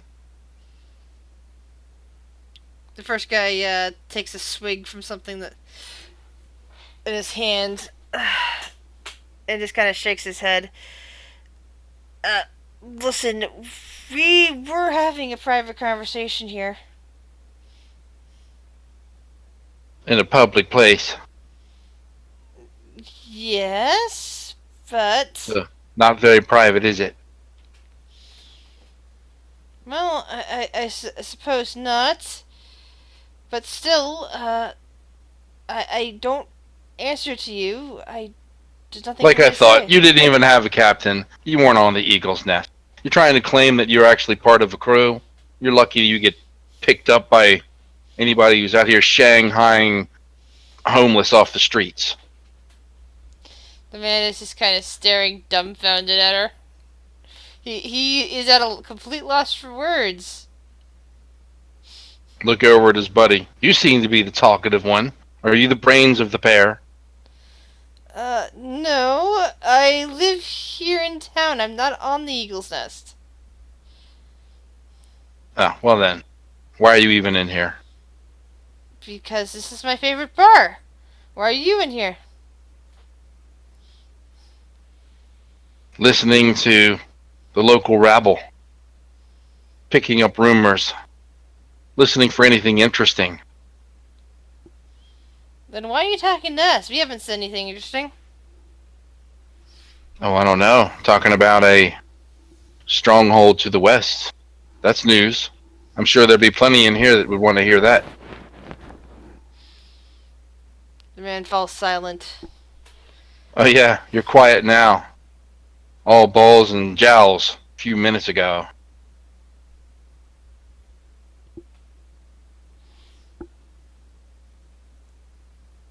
And what What's the matter? Afraid of saying something interesting. Cat got your tongue. What little of it there is. A nearby tabaxi just kind of looks over at you, apparently overhearing that phrase, and is blinking rapidly. The two men that were talking are now very quiet, just staring at you. I raise an eyebrow, cross my arms, and give him an expectant look. Yeah, I agree with Volan on that. If Topaz had Vicious Mockery, that would be major amounts of damage to these people. Maybe I'll take a level of Bard and get it. Just because.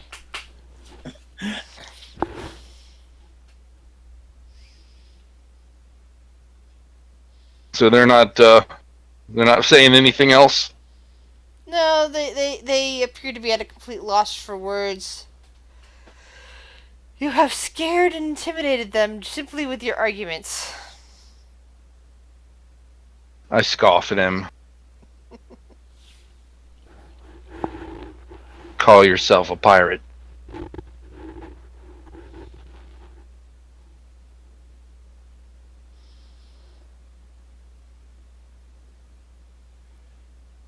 But I'm marking his face so that we might be able to follow one or both of them later.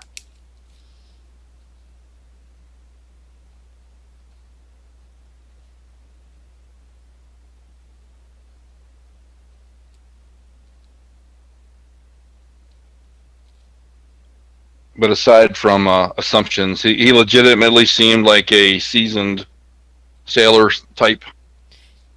At least the one guy. Yeah. Okay. He's tanned enough to be a seasoned sailor. To be out on the water, at least outside a lot. But, being around seasoned sailors, you picked up on the facial cues, and that guy definitely looks like that's a sun and wind burn more than just a I'm standing around all day working in the field sort of burn. One more common to sailors than farmers.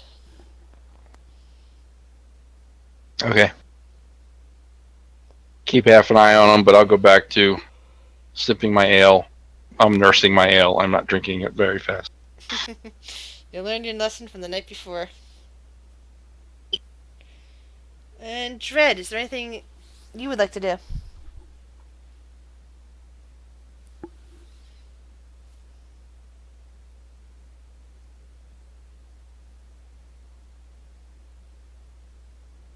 Dread? This darn thing. I turn back to the tiefling and I ask her in Infernal, what is your name? Ah, I am Ayuz. And what is yours? Ayuz. What is yours? I am Dread. Pleased to meet you, Dread. Oh, sorry. Xenadros. She works for Ayuz. Sorry, my bad. I was looking at the wrong name. Oh. I hate when that happens. Zendros. I take the note down wrong once. Zendros. My bad. Yeah.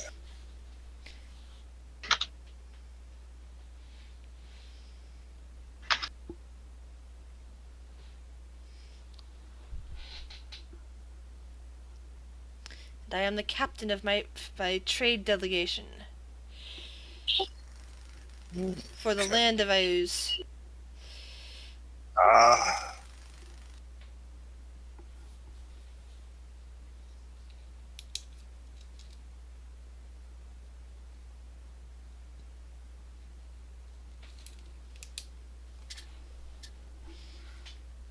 So, what brings you here, Dread? I was still talking in Infernal. I say, I'm with these other seafarers looking for things to do to stop pirates and such. Yes, we have to keep an eye on piracy in case they come after our fish supply once we get it. So it's a good thing that you're out there if you're patrolling for pirates. So looking to stop any undead incursions that are around. She nods a bit, and just kind of sips at her drink. Seems to be thinking. Would you be interested in looking around for wrecks that might contain undead? Since you're going to be out on the sea anyway. Possibly I'll have to ask the captain of that. Because I have heard rumors. I haven't encountered it myself, but I have heard rumors from other ports that there is a ship, as of late, a ghost ship out there, that when people board it, they find themselves attacked not by the typical ghostly undead, but the more fleshy variety. If you're interested in stopping undead, that's one of those rumors you might wish to track down. I haven't heard it outside of my own mouth right now here at this port, but perhaps at a bigger port there's more information. And are you sure it's actually undead and not some pirates parading as undead? Well, that's always a possibility. Because, as I said, I have not seen them myself. Still, since you seem interested in the subject, I figured I'd pass that along. I nod. Thank you for the information. You are most welcome.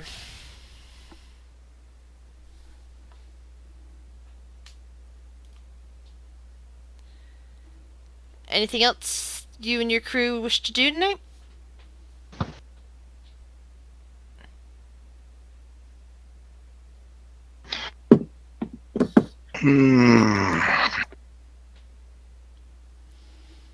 I gotta catch up on what they were talking about. What you guys were up to? Did you pick up another job? Possibly I need to actually ask our captain in common about that. About the apparatus, or did she mention something else? She mentioned that there's a ghost ship out there that we might want to investigate. They have undead on there. Oh, well, our specialty is killing ghosts. Ghost time. And she's not, I don't know if she's actually 100% sure that it's actually real ghosts. They seem to be more of the fleshy type, which kind of makes me wonder if it's pirates parading as ghosts. Or zombie pirates. There's that.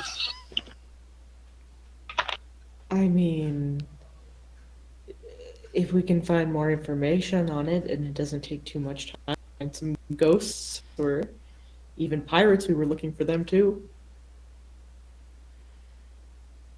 Yeah, she suggested we check the larger ports other than here.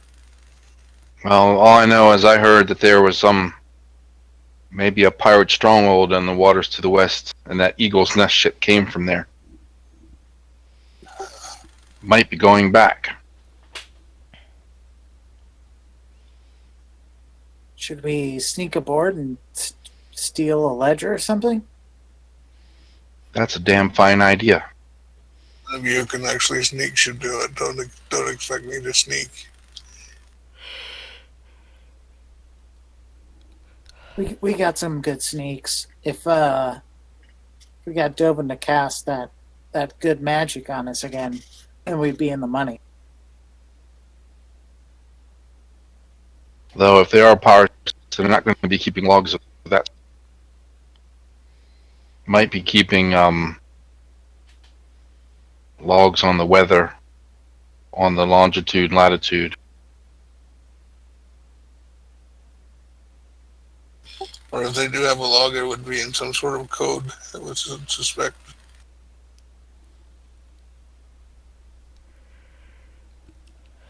All right, the night is young. Let's go.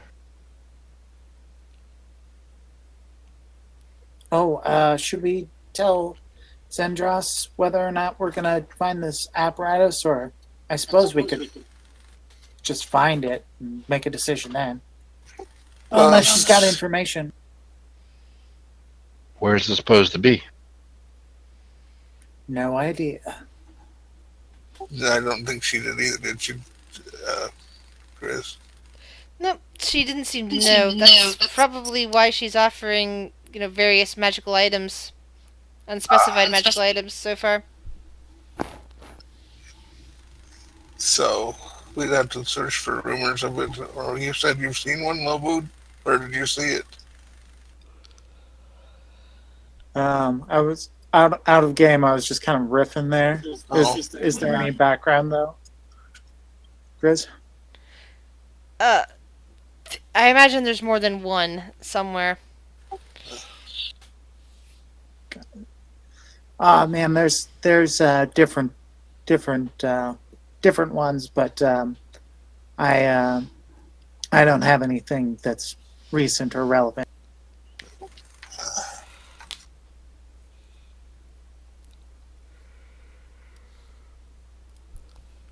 I suppose we could just keep an eye out on it, and if we come across information that's valuable too. Are we following these people? Are we getting on their ship? Or We don't need to follow them.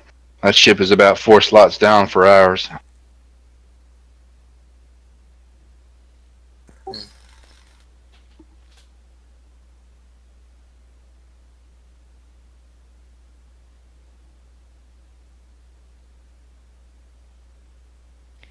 So I'm thinking with that thought, deciding what to do next, and deciding that you need Noxie and probably Dovin for aid if you're going to try sneaking on board to look for some information. I think we should call it quits for tonight and pick up again next week. All right. Hopefully we get everybody. Yep. Well, we did pretty well with just the four of you, so. Yeah, it was fun. I'm still not over